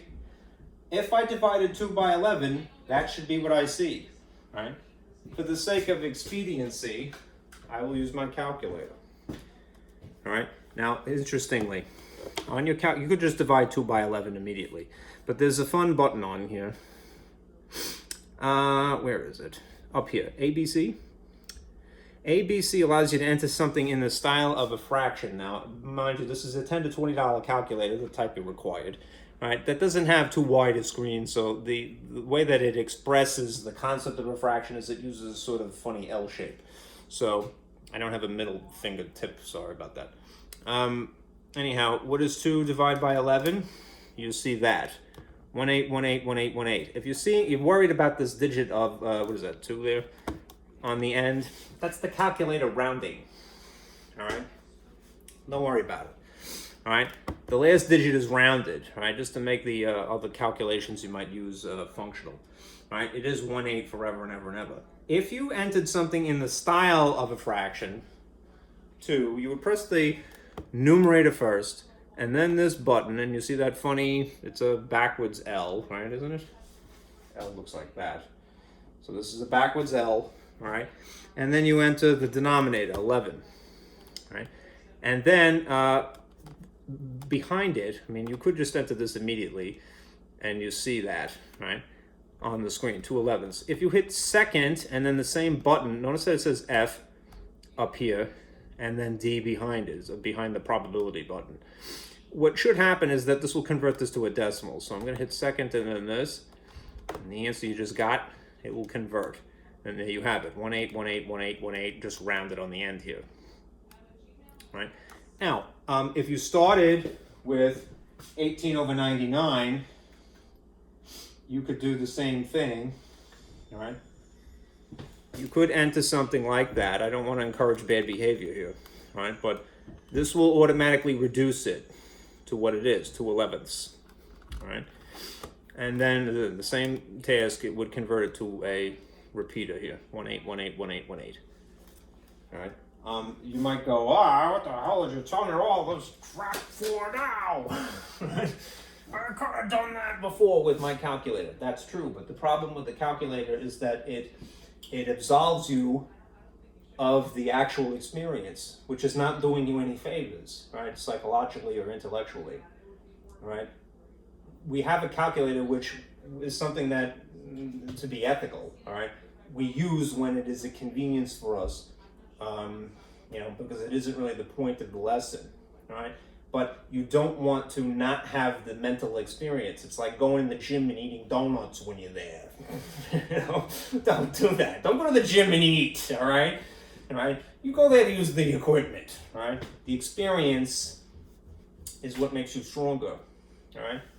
So if you don't have the exposure, if you don't actually go through the actual experience of struggling, it's the resistance that you feel that makes you more intelligent, not the answer unique to the problem, right? Enough speeches. All right, let me do one more of these, and then we'll shift over to the operations.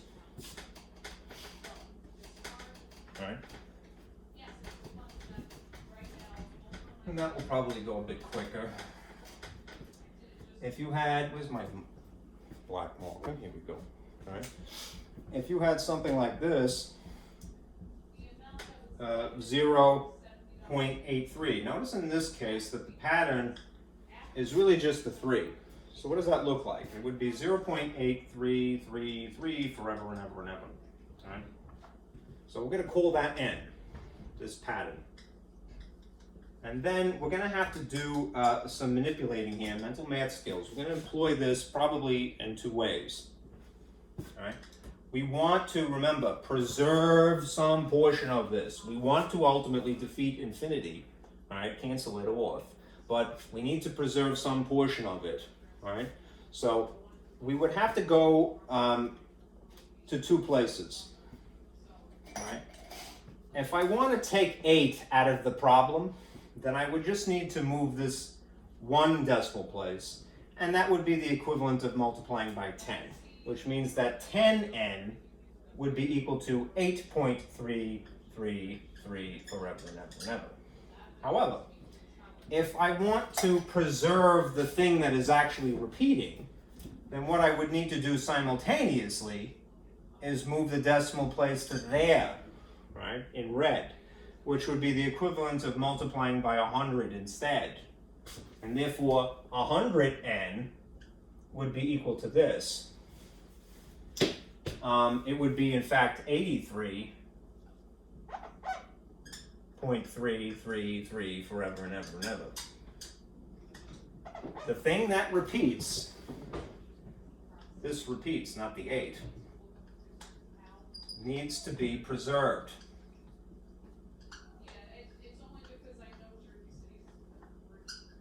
All right, anything else we could try to delete or just, you know, sort of save it as an afterthought here. All right, now look what I have. I have 1n, I have 10n, and I have 100n. In this case, if I want to subtract off just the 3's that repeat, I'm not going to subtract 1n in this case. What I'm going to subtract is, in fact, 10n in this case. All right, 8 there, 3 is here.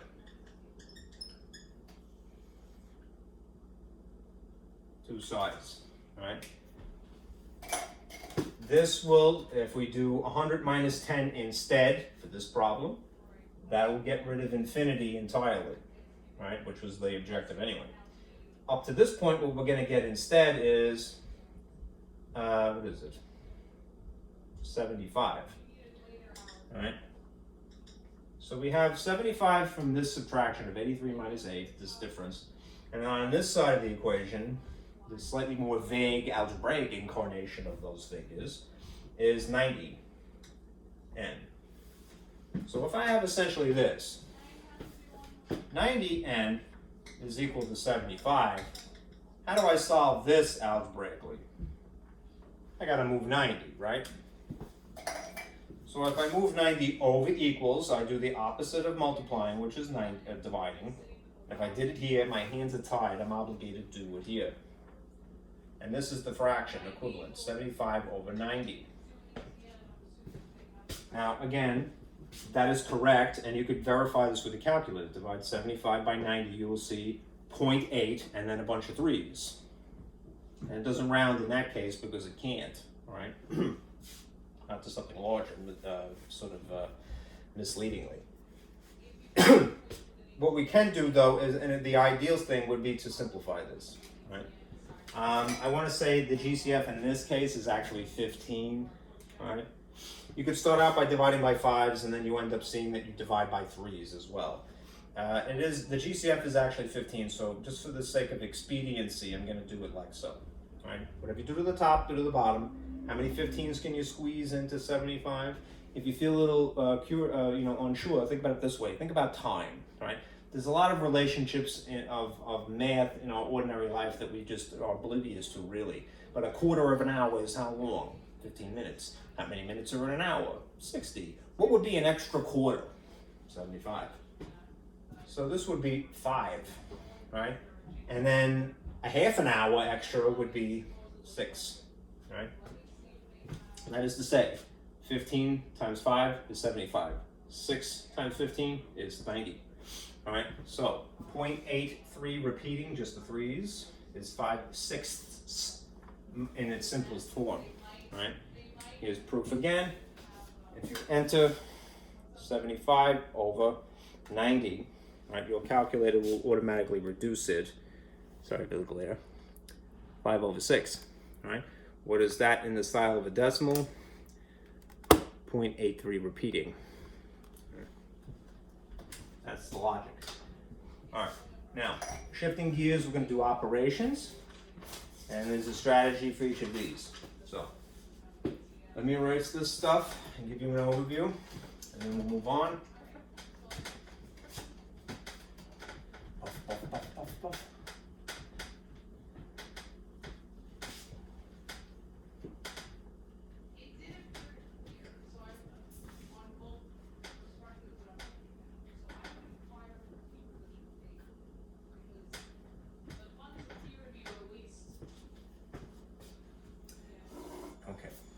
This is technically, just to distinguish it, 5.3, this is where part 2 would technically begin. Right, the operations, as I had alluded to before. Let me draw you sort of an overview, and I'll do so by cutting this into quarters. That's 1/2 of it there, and roughly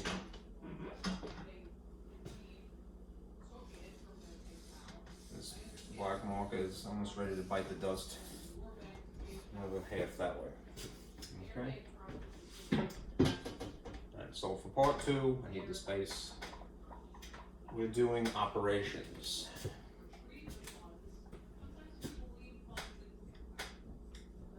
Adding, subtracting, multiplying, dividing. Sort of a heading here. It's interesting, when you learn these concepts of multiplying, adding, subtracting, and dividing, it's usually they start with adding first, right? When you're dealing with regular ordinary numbers, or maybe even decimals, right? But when you're dealing with fractions, they usually start with multiplication and division first. Why? Because, interestingly enough, those are easier. So we'll do that again, right? I'm just going to put this heading here. This is what procedures you might follow for when you're multiplying fractions, all right? And this will be dividing fractions, all right? And this will be adding fractions or subtracting them.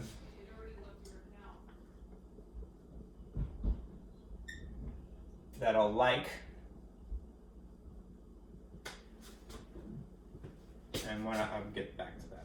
And then the situation when you're adding or subtracting when there's something about them is unlike. Okay. Those are the most challenging, really. Don't lose that. Let's see if this green is cooperative. Yeah, it's not there actually. The greens are behaving today. Okay. Cool. All right. And in black. Right. Now, let me just give these a little heading, subheading, if you will. Right. Think of these as a model. Right. The model when you're multiplying. This is a generalization. A as in any number over B as in something else. Right. Times some other distinct parts, right? The top and the bottom, the top and the bottom, right? The most basic instruction for multiplying fractions is simply this, right? That it's the top thing times the top thing and the bottom thing, the numerator and the denominator and the denominator and the denominator, right? Like so, right? As a generalization, what they tell you is, you know, they group these things together because they have no choice. It's just AC, whatever that is, and then BD, whatever that is. Right?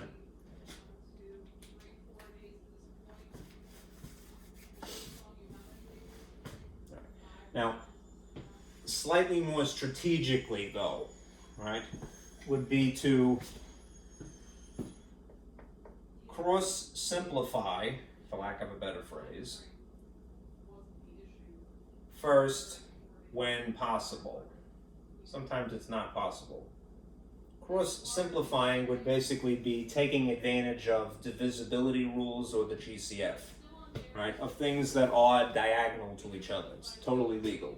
Rather than simplifying as an afterthought, right? Why? Because what happens naturally when you multiply two things is that there's an amplification effect.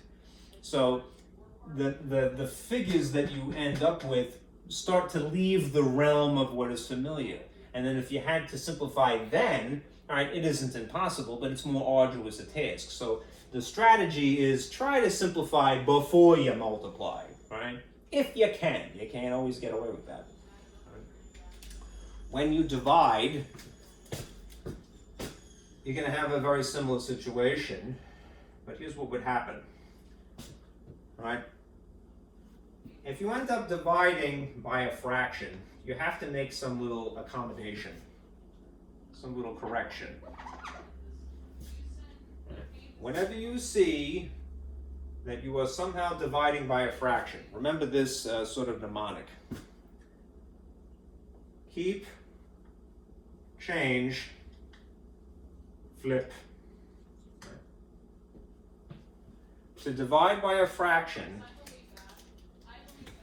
is to multiply by its reciprocal. I'm sorry, I'm squeaking that in there. Reciprocal is a fancy way of saying the fraction flipped upside down. It's an even fancy way of saying that. Multiplicative inverse, right? But that's unnecessary. Anyhow, what does it mean to keep, change, flip? It means that you essentially keep the first fraction exactly as you see it. Change the division to, somewhat ironically, multiplication, and then make it fair and square and totally legal by flipping the second fraction to its reciprocal. Keep, change, flip. First is the same, change it to multiply, flip that upside down. Always. Always the second one, never the first one. Right? And then you basically follow the same sets of rules. Right? Apply the techniques of multiplication.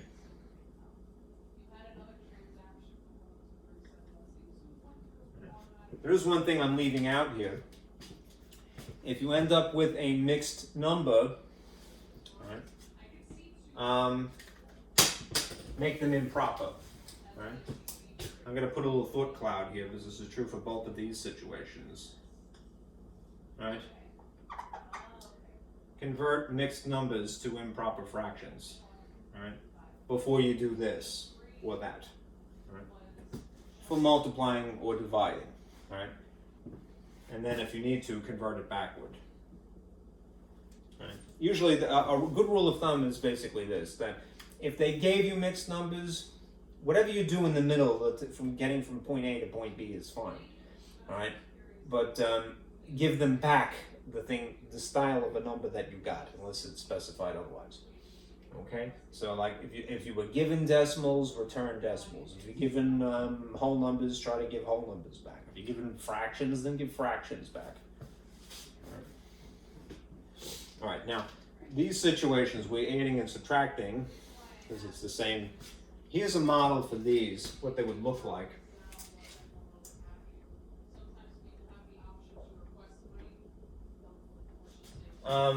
Again, you'll have two distinct looking fractions, so I'm just going to generalize A, B, or whatever it is. It doesn't have to be that.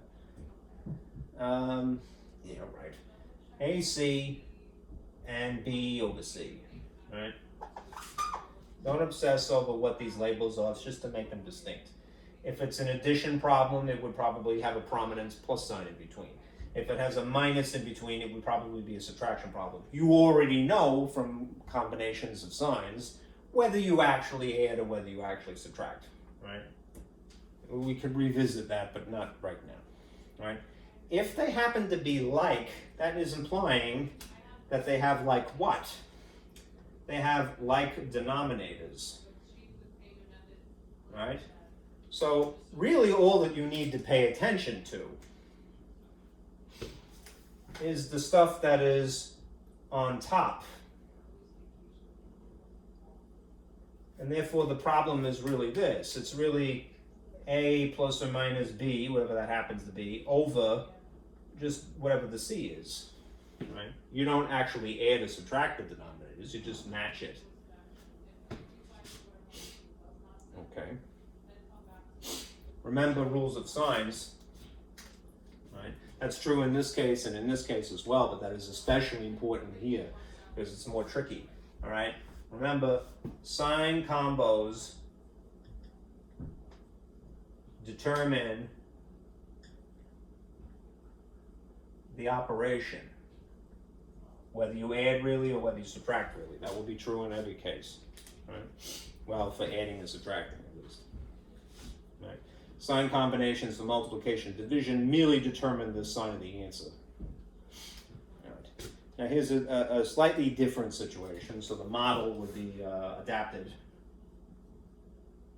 right, for the unlike situation. Model, there we go.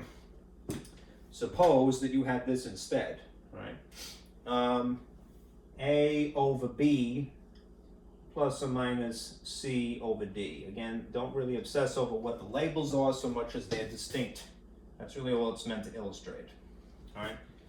These have the same denominator, therefore they are like fractions. Right? These have apparently different generalized denominators, so they are unlike fractions.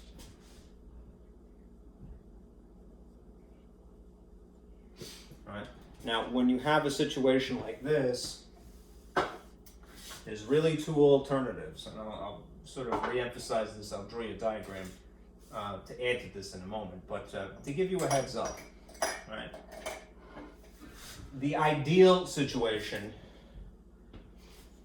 is to identify a common denominator that's the lowest common denominator, right?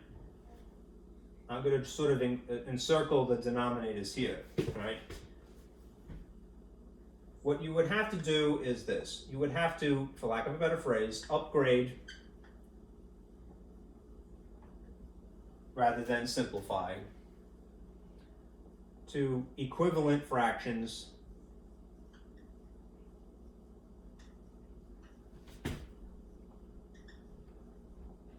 with a common denominator. Now, I'm just saying a common denominator because, in theory, anything that matches would work, right? The ideal situation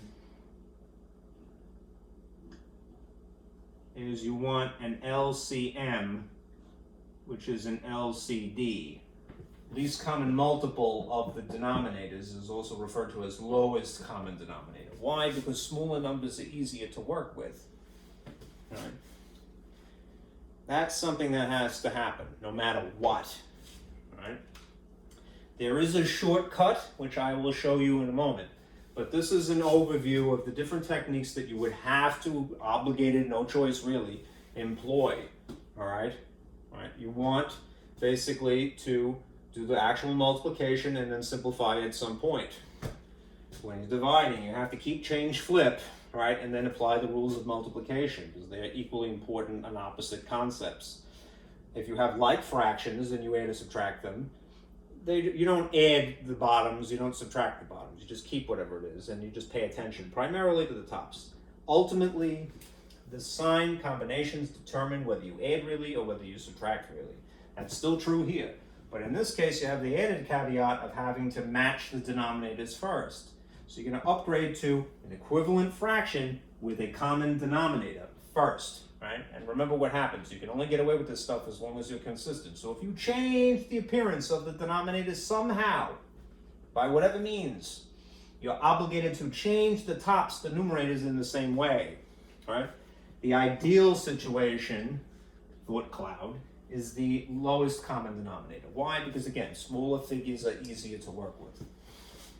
Okay, so let's do an example of the multiplication ones and the division ones first, and then we'll come back to this denominator stuff.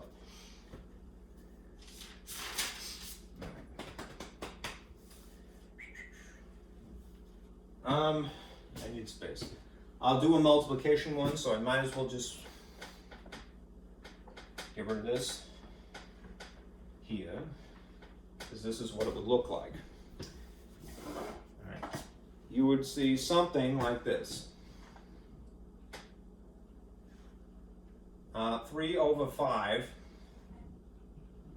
times 7 over 8. All right. Again, if you could simplify things above and below the line, cross simplify, or directly even if it were possible, I would. Only for the strategic reason of it would be easier to simplify before you make things bigger. All right. In this case, you really can't make heads or tails of it. You're just kind of stuck with it. So top times top is 21. Bottom times bottom is 40. Right. You will know that this is in simplest form when the GCF is 1. All right. What is the GCF of 40 and 21? Start with the smaller figure. 1 and 21 would be one pair, right? And 3 and 7 would be the other pair. So kind of a cheat is to look at it this way.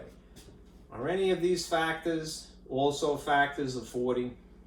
All right, 3 certainly isn't, and 7 isn't. All right, and 21 isn't. The only thing that they have in common would be actually 1.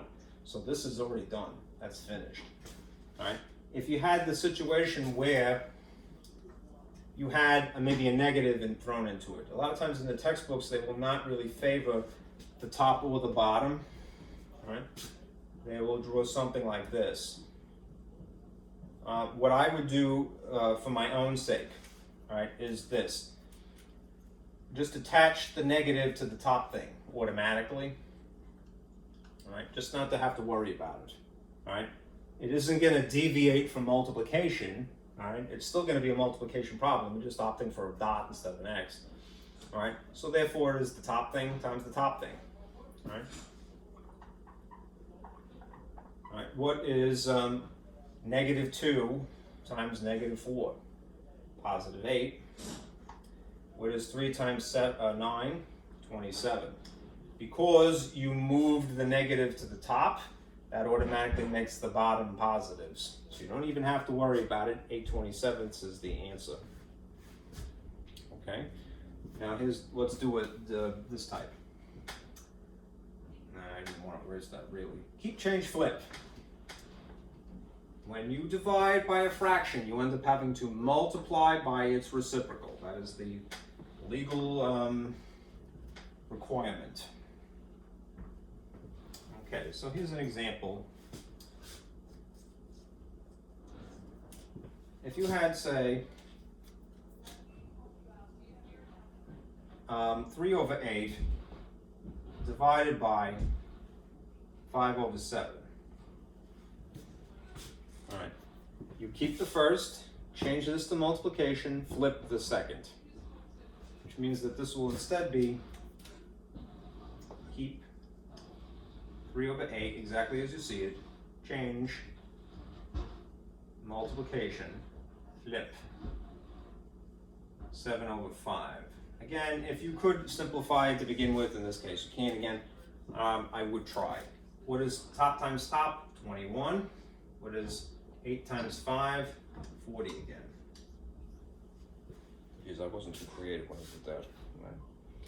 Let me go back and show you a multiplication problem, but if just hypothetically you have mixed numbers.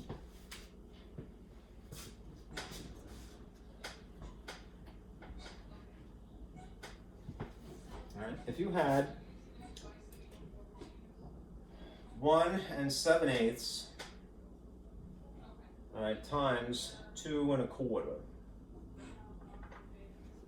all right, make these improper fractions first. All right, how you do that? Multiply these two, add that. All right, 1 times 8 is 8. 8 plus 7 is 15/8 times.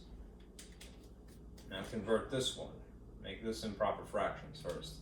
All right. 2 times 4 plus 1. 8 plus 1 is 9/4. Rather 8 in this case. Oh, I'm sorry. What am I saying? 4. Stupid. What are you doing? It was 4. Good. Okay. Again, just check these things one above, one below, or diagonally. See if you can simplify up front. It's not possible again in this case, unfortunately, but what are you stuck with? Well, 15 times 9 is a terrible number. 45 carried the 4 is 135, yuck. Right? It is what it is. Right? 8 times 4 is 32. Right? Here's an improper fraction. But again, a good rule of thumb. If you were given mixed numbers to begin with, return mixed numbers. So I'm going to do that now. So I'm going to stop, drop, and plop this 135 in here. 32 goes into 135, we'd have to guess. If that was 30 and this was, say, 120, right, it would have a relationship of 3 to 12, which would be 4. So I'm just going to guess here and try, what is 32 times 4? It might be undershooting it or maybe overshooting it. We'll see. That's 8. That's 128. That's probably as close as you're going to get to 135 without going too far. So, goes into this 4 times, which is 128. And now the difference of 35 and 128 is how many? 7. So that becomes 7 over what you divide by 32. 4 and 7/32 would be the mixed number equivalent of 135 over 32. Okay, one more division problem.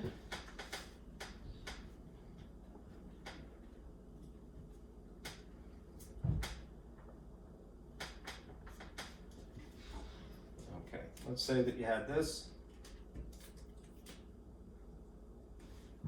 Let's see, -2/9 divided by 3/13. Okay. Do not, this is just a little warning, do not attempt to simplify.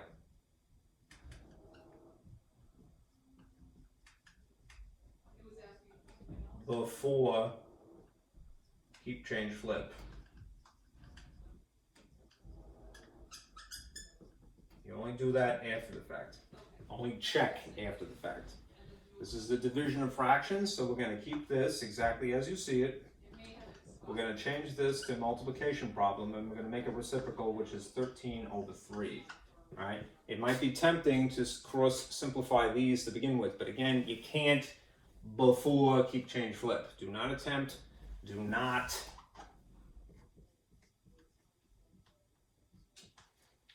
Not. Attempt to simplify before keep, change, flip. All right, so again, it would be great if you could, but you're stuck with it. This is a positive 13, no matter which way you slice it. So this is a negative 2 times a positive 13, which makes a negative 26. And this is a 9 times 3, which is 27. Because you took care of the sign issues to begin with, you're done. Okay? All right. Now, I'm going to erase this and do the related work for these just immediately above.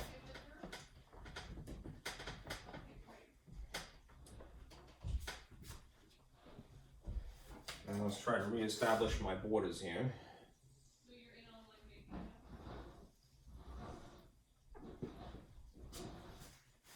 Okay. An example of adding or subtracting like denominators. So let's just say hypothetically you had this. 19 over 24, right, minus 5 over 24, right? These are like because they're both 24s. In theory, the only thing that you need to pay attention to, since these are already like, is just what's going on up here, right? This is an ordinary subtraction problem, so I don't really want to deviate from that. If there was a sign that was written here, then I would apply rules of sign. All right, but it's intuitive as it is to just go, all right, it's 19 minus 5. So what's 19 minus 5? Let's see, 14, right? So it's 14 over 24, right? Now attempt to simplify as an afterthought, right? They're both even, divide them by 2. That would be 7 over, what is that? 12. That's simplified. Okay. Now, the example that I'm going to give you for this, adding, subtracting unlike fractions, I'm going to write what it is first.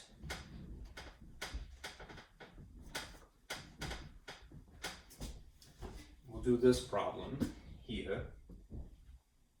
13 over 15 minus 5 over 6. All right. You can see that these are unlike because that's a denominator of 15, that is a denominator of 6. All right. So I'm going to try to upgrade these to an equivalent fraction somehow. All right. Again, the ideal situation is that you're using a least common multiple of the denominators, otherwise known as the lowest common denominator. There is a shortcut, and I'm going to show you with some trepidation because I don't want people to automatically do it because it's not always practical. And to that end, I'm going to draw another little diagram here.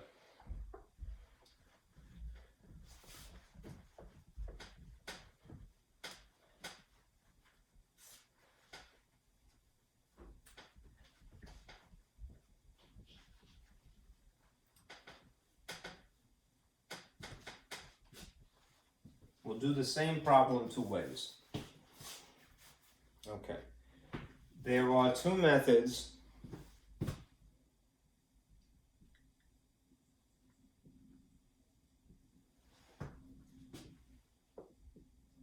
for basically adding and subtracting unlike fractions.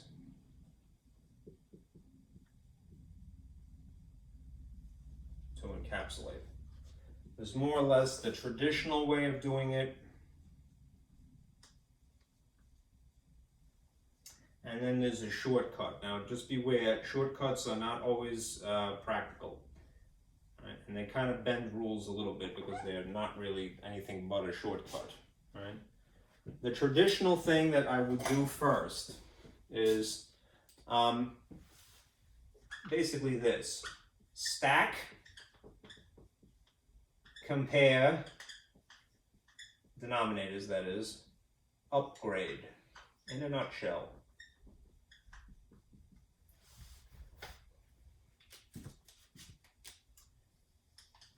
Stack, compare, and upgrade. Notice that the orientation of this is more or less horizontally. What I mean by stacking is that I'm going to take the thing on the right and I'm just going to park it here instead. So I'm just shifting it so it looks like this instead. Now it is stacked, right? The next thing is I'm going to compare, right? Compare what? The denominators, right? And you will notice that these are not the same thing, right? So what I will need to do is that I need to upgrade to an equivalent with a common denominator. And the operative term there is common. So we're going to have to figure out what that is. All right, I'm going to put a question mark here temporarily. All right. Ideally, the common denominator is the least common multiple of 15 and 6. Otherwise known as the lowest common denominator. Let me just draw a line that is the equal sign technically. How you actually get the least common multiple of this, we had discussed in earlier sections, which is that you could do the most brute force thing, which is to count by 6s and count by 15s and look for the first thing that matches. I'm going to do that because the numbers are relatively small. All right, so over here, let's see, here's a little thought cloud. Count by 15s. It would be 15, these are multiples, right? 30, 45, 60, and it goes on forever and ever, right? Multiples of 6 are 6, 12, 18, 24, 30, and it goes on forever and ever and ever, all right? Which is why listing is brute force and not really the best way always. All right, what is the first number that actually matches? It's 30, right? So therefore, what we're going to have to upgrade these to is in fact 30. This is the ideal situation. The LCM of denominators is equal to the lowest common denominator. Again, the smallest figure, even if it's not that small by comparison to other things. This is the ideal because we could have gotten something beyond 30 that would match. Eventually, we would get to an infinite number of matches. Right. Anyhow, in the process of upgrading, for lack of a better phrase, all right, you're doing what? You're writing an equivalent fraction with a common denominator. When it's oriented like this, when it's stacked in this orientation, rather than sort of horizontally, it's a little bit easier to kind of toggle in your mind back and forth what is going on here. Remember, the name of the game is consistency. You can get away with this, changing the appearance of this to this by being consistent, meaning that whatever you figure out would be required of you here, do the exact same thing to the top, and it's all fair and square. 6 times what would be 30? Well, it would have to be 5, right? So if in theory it would take that to accomplish this, it's totally legit as long as you do the same thing to the top, which means that now this is 5 times 5, which would be what? 25. All right? Similarly, you have to figure out what would it take to convert 15 to 30? Because whatever that is what you're going to multiply the top by as well. All right? It would be 15 times 2. It's the second multiple of 15, which means if I multiply 15 times 2 to accomplish that, I must multiply 13 times 2. And the effect, therefore, is this. It's 26. Right? What do I have now?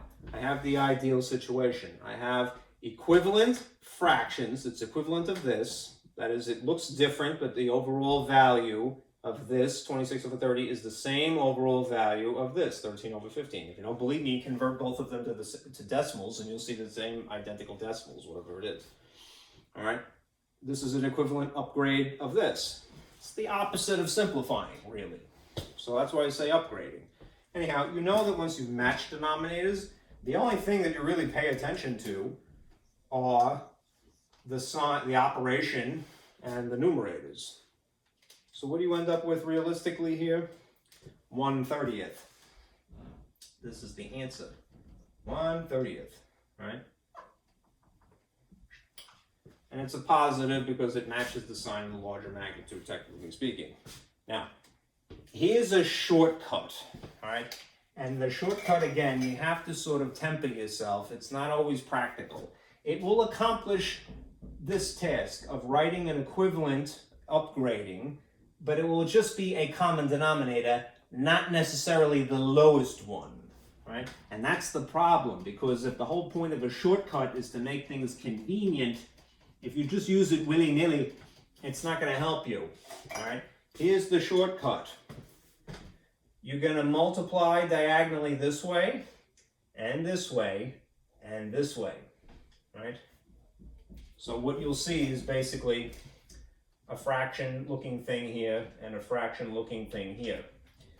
To establish the common denominator, you multiply across the bottom. To figure out how that would also alter the numerators, because you have to be consistent, you have to multiply diagonally. That's what doing this is. Okay, so multiply diagonally and across the bottom.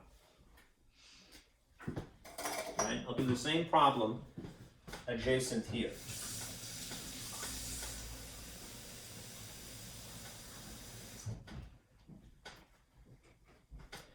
So, in the original orientation, 13/15 times, this is really a subtraction problem, granted, right? That's what it is, right? So they might, I hate doing that, but I have to. 5/6, right? Here's what happens when you multiply across the bottom this way. That is multiplying like this, horizontally.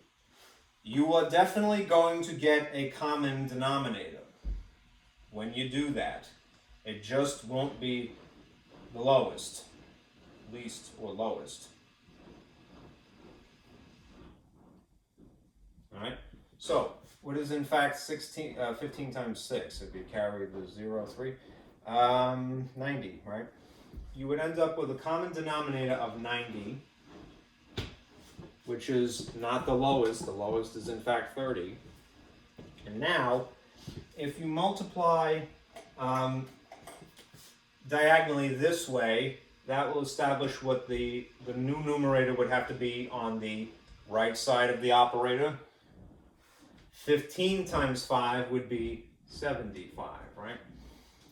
And then if you multiply diagonally this way, 13 times 6 is 18, carry the 1 is 78. That would establish what the number is over here on the left side of the operator. Right?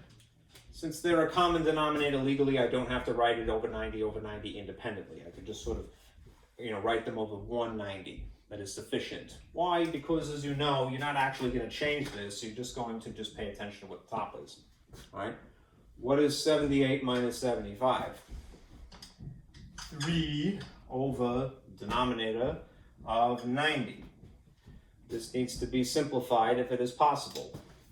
The number 3 and the number 9 are both made of 3 as a factor. So similarly, 3 and 90 are made of the same factor. Divide by 3, divide by 3, 3 divided by 3 is 1, 90 divided by 3 is 30. Right? This can be a benefit when you have single-digit denominators, right? It'll get it done, right? But just use it sparingly because, the less familiar the denominators are, the worse the common denominator will end up, right? So it's not really a benefit in that case. All right, let me do one more of these and then I'll change the plan here.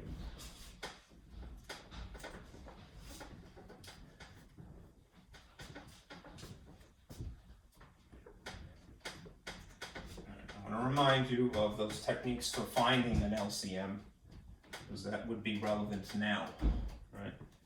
Let us say that you had this as an example to do. If you had 1 over 54 as a denominator, yuck, right? Plus 1 over 90, right? This is apparently just an addition problem, right? If you were going to try the shortcut here, right? you'd have to do, you know, this times 9, and that would be 36, carry the 3. 45 plus 3 would be 48. All right, and then an extra 0 is 48. You'd end up with a denominator the common denominator is 4,860. Yuck. Right? It isn't impossible to figure out what remains, but it might be more trouble than it's worth doing that. Right? So just beware of that. Now let's see. If you did it this way, you would end up with 54. If you did it this way, you would end up with 90. And then 90 plus 54 would be what? Let's see, 144 over 4,860, which is awful, right? Not impossible to figure it out. I mean, you could continue to just whittle this down to what the answer is. All right. Remember the rule for divisibility of 4. Divisibility of 4 can, in other words, you could divide by 4 nicely, both of these, if the last 2 digits of these are both divisible by 4, and they definitely are. So I'm going to try that shortcut, the rule of divisibility here. All right. 4 goes into 14 3 times with 2 left over. 4 goes into 24 6 times, which is, that will get you as far as 36. All right. If you divided this by 4, it goes once, twice, 1 time with 2 left over, 5. Right. So you'd end up with 12, 15, which still sucks. All right. And you would continue. Try something else. All right. Maybe a rule of divisibility for 3. Some of the digits would work with 3 here. That's 3, and that's 6. That would also work by 3. So hypothetically, I can maybe divide each of these by 3 to get whittling it down slowly but surely.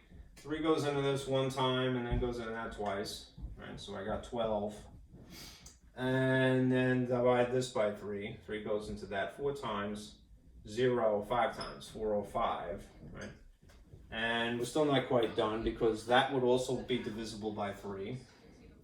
And as with this, 3 goes into this 4 times. 3 goes into that once, 3, 5 times. And I believe that's it.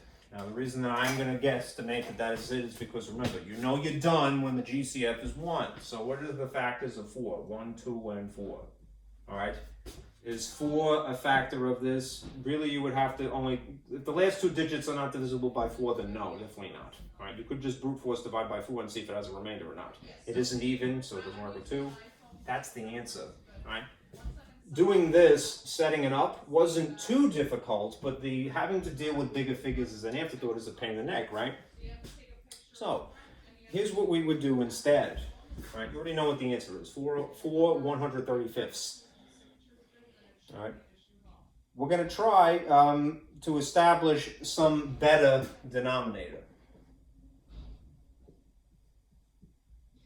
So I'm going to stack these. All right, and we're going to go for the ideal situation. Now, how do you get that? You could use the prime factorizations, which means you could draw factor trees. Nothing wrong with that. Let's try the other thing. Upside down division by primes. Upside down division by primes, you could do them as independent blocks if you want, all right? Or you could try to put them in one at the same time. It really doesn't matter, but there's a slightly different condition if you do 2 simultaneously, all right? Let's say that you did it this way, 54 and 90. Start with the lowest prime number that is divisible. That would be 2. 2 goes into this twice with 1 left over is 7, right? Can you divide by 2 still? No, it's not even. Next prime number is 3. 3 would work with this. That would end up being 9. And you're going to keep using 3 until you've whittled it down to a prime. This is the prime factorization of 54. That would be 3 cubed times 2 to the first. Right? All right. Same thing here. Start with the lowest prime that works, which would be 2. 2 goes into this, 45. Can't use 2 anymore. 3 would work. Don't jump the gun and do 5. You're going to stick with the next prime that works, which is 3. This would end up being 15. Keep using 3 until you can't anymore, right? And you stop when you've hit a prime number, right? So this would be it, which would be 5 to the first, 3 squared, and then 2 to the first. And then when you're trying to establish what the LCM is, right, you want the highest of each unique base. All right, so of the 5s, you only have one choice, so you're definitely taking that. Of the 3s, you want the highest one, so you're going to go with that one, not this one. And then of the 2s, it's one or the other. Right, so I'm going to go with that one. All right, so what does that mean? It means that it's going to be 5 times 3 cubed times 2. All right, do it in any order. 5 times 2 is 10. 3 cubed is 27. So that means it's 270. All right, that's the denominator here. All right, that's the LCM. All right, it's a terrible figure, but it is correct. All right. If you did, and it only works in the case of LCMs, that you could put them in the same sort of table. The conditions that you're looking for are a little bit different. All right, you'll get the same answer, but here's what it would look like. All right. If hypothetically you put these things 54 and 90 in the same box, and I would again only do this for LCMs, not GCFs. Right? You're going to start with the lowest prime that works, which is still 2, but you would use 2 even if it worked with one or the other. Right? That's sufficient enough. Right? So 2 goes into 54 twice with 1 left over, which is 27. Right? That's done. Right? 2 goes into 90, again the same thing. 4 times, which is 8, difference is 1, is 45. Right? You're done. And you're going to keep breaking this down. All right? But you're going to stop in this case when the quotients are both 1. All right, that's the only difference. So 2 no longer works, but as long as 3 works with 27 or 45, it's fine. It happens to work with both of them in this case. 3 goes into this 9 times, and 3 goes into this 15 times. And you're going to keep using 3 until you can't anymore. 3 goes into that 3 times and goes into this 5 times, and you're still going to use 3 because 3 works with that one, which is 1, all right? And then because it doesn't work with 5, you're just going to cart it down and do the next prime number, which is 5, right? Which is now 1 here and 1 there, right? The junk that is on the end here is the same thing. It's the highest of each unique base, right? 3 cubed, 2 to the first, 5 to the first. It is the same 270. Moving on, right? The relationship of 9 to 27 is the same as the relationship of 90 to 270. Just a 0 here and a 0 here. It's by a magnitude of 10 larger. So this is times 3. If in theory I multiplied 90 by 3 to accomplish that, I'm obligated to do 1 times 3 and establish 3 here. Okay? 54 into 270 is a little bit more nebulous, right? Right? But you can reason it through. If this was just 50, and a number that would work better with 5 would be 25, I would bet that 54 times 5, or maybe 54 times 4, we'll try times 4, the shorter one, all right, would be 16, carry the 1, is 216. Maybe I can get it, all right, 54 times 5 is 20, carry the 2, this is exactly 270, so excellent. All right. So times 5, all right? So if I did times 5 to accomplish that, 1 times 5 is 5. Okay. What is 5 plus 3? It's 8 over 270, all right? What are these both divisible by automatically if they are evens? They're both divisible by 2 because they both have a factor of 2. What's half of 8? 4, all right? What is half of 27? 1, 3, 5. 135. There is, as is often the case in math, there's more than one way to do something. And you should never say to a kid, no, it has to be this way, all right? All right, unless you're trying to test them, that's another story, right? To make sure that they have all bases covered here. Show them the variety of different options, but tell them in the long run you're going to have to be more strategic. Choose one or the other. All right. Don't ever tell somebody that it must be this or that. All right, I hate this. This is the way American school is going these days. Again, I'm digressing into a terrible tangent, I know. All right, but it's just mind-numbing. All right, to say that you must do this in lieu of that. All right, no. If you want to be a brilliant person, try to do it any way that is possible. All right, have the mental flexibility, the mental agility to see that you have options. All right, never tell a kid that there's only one way to do something. Maybe you're wrong. All right, you might be surprised. Right. 4/135. All right. Especially nowadays. All right. Again, just to complete this thought. There has been a movement in recent history to get students not to write things. Right? This is a sin. I mean, terrible. Whatever short-sighted nincompoop, all right, thought that that was a good idea. All right, they need to rethink their job. All right, it's doing damage. All right, to tell somebody that they shouldn't write something physically. All right, you have to cultivate that skill. It's still important, and it will always be important. All right. Some things, yes, you want to memorize fundamental facts. Right, that's good to have strategically, to have it in your mind. But, all right, when you get to algebra especially, you have to be able to express your thoughts through writing. All right, this is how people can read your mind, by you show them. Right, typing is not cutting it. All right, all right.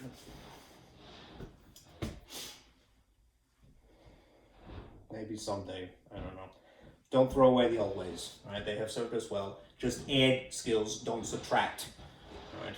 Now, this last thing, an order of operations problem, which means it's multi-operational. You still know PEMDAS was some incarnation of that GEMS. Please excuse my dear Aunt Sally. All right. If you had 13/15 minus 14/45 divided by 7/9. Right. In theory, right, what is more important? Starting with division or starting with, this is division. Which should you do first? Right, if you follow the correct order of operations, the division. So your focus would be here, right? Don't pay attention to anything else, right? If you really absolutely want to, you could tack this negative here. But I wouldn't even bother. I would just kind of like isolate this, right? If there isn't a sign written here, then don't worry about that one, right? This is a division problem, so you're going to keep, change, flip, right? Do not attempt to simplify when you have a division problem, all right? You got to adjust it first. So you're going to keep this 14/45, change this to a multiplication problem, perhaps ironically, and compensate by flipping to a reciprocal. So now you have this. Now, finally, after all of my belaboring of points, right, I can show you like, hey, look, rather than multiply 45 by 7, right, which wouldn't be wrong, and then 14 by 9, and get two big figures, what you could do strategically is simplify first before you multiply. Right? Why? Because you end up with smaller figures. So you might recognize that there is a relationship between these two things that happen to be diagonal. As long as one is above the line and one is below the line, you can get away with this. All right? Divide them ironically. All right? It's simplifying. All right? Just not to conflate things or confuse things. This is a common factor of 7. So what's 7 divided by 7 to simplify it? 1. What is 14 divided by 7? 2. At the same exact time, there's a relationship between this 9 here and this 45 here. How do I know? Because I multiplied. I memorized my multiplication tables. All right? It makes you more strategic. All right? The common factor is 9. All right? What's 9 divided by itself? 1.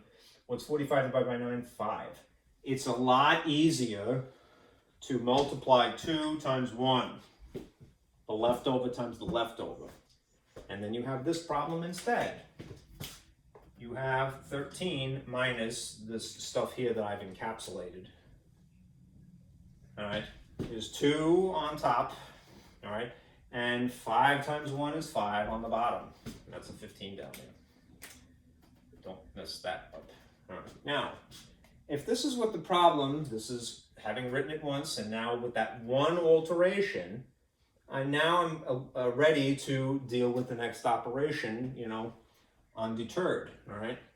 Now what I notice is that I have different denominators, but dealing with 15 and 5 is going to be easier than whatever 45 times 7 is, right? So, over here, because I'm short on space, all right, I'll do some work. I'm going to stack them because it will be a little bit easier to, and also free up the space. 2 over 5. All right, I have 13 over 15 minus 2 over 5, and I'm going to establish what the ideal situation is the common denominator, right? The common denominator is ideally the least common multiple of 5 and 15. If you count it by 5s, it would be 5, 10, 15. That's the common denominator.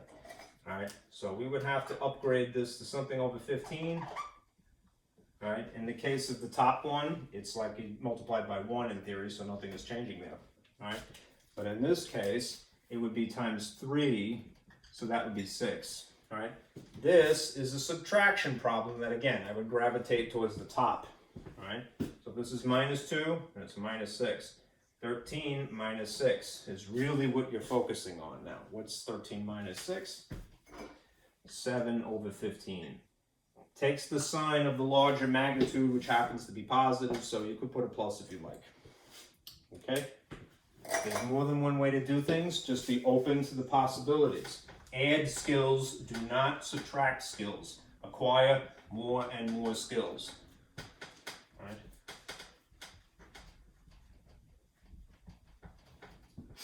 All right, so that's it. I'm sorry this has been such a long video, 2:42, right? For homework, do section 5.3, ideally part 1 and part 2, okay? And then if you do, we'll be right up to task here, right on schedule, all right? Thank you guys for listening. All right, be careful out there.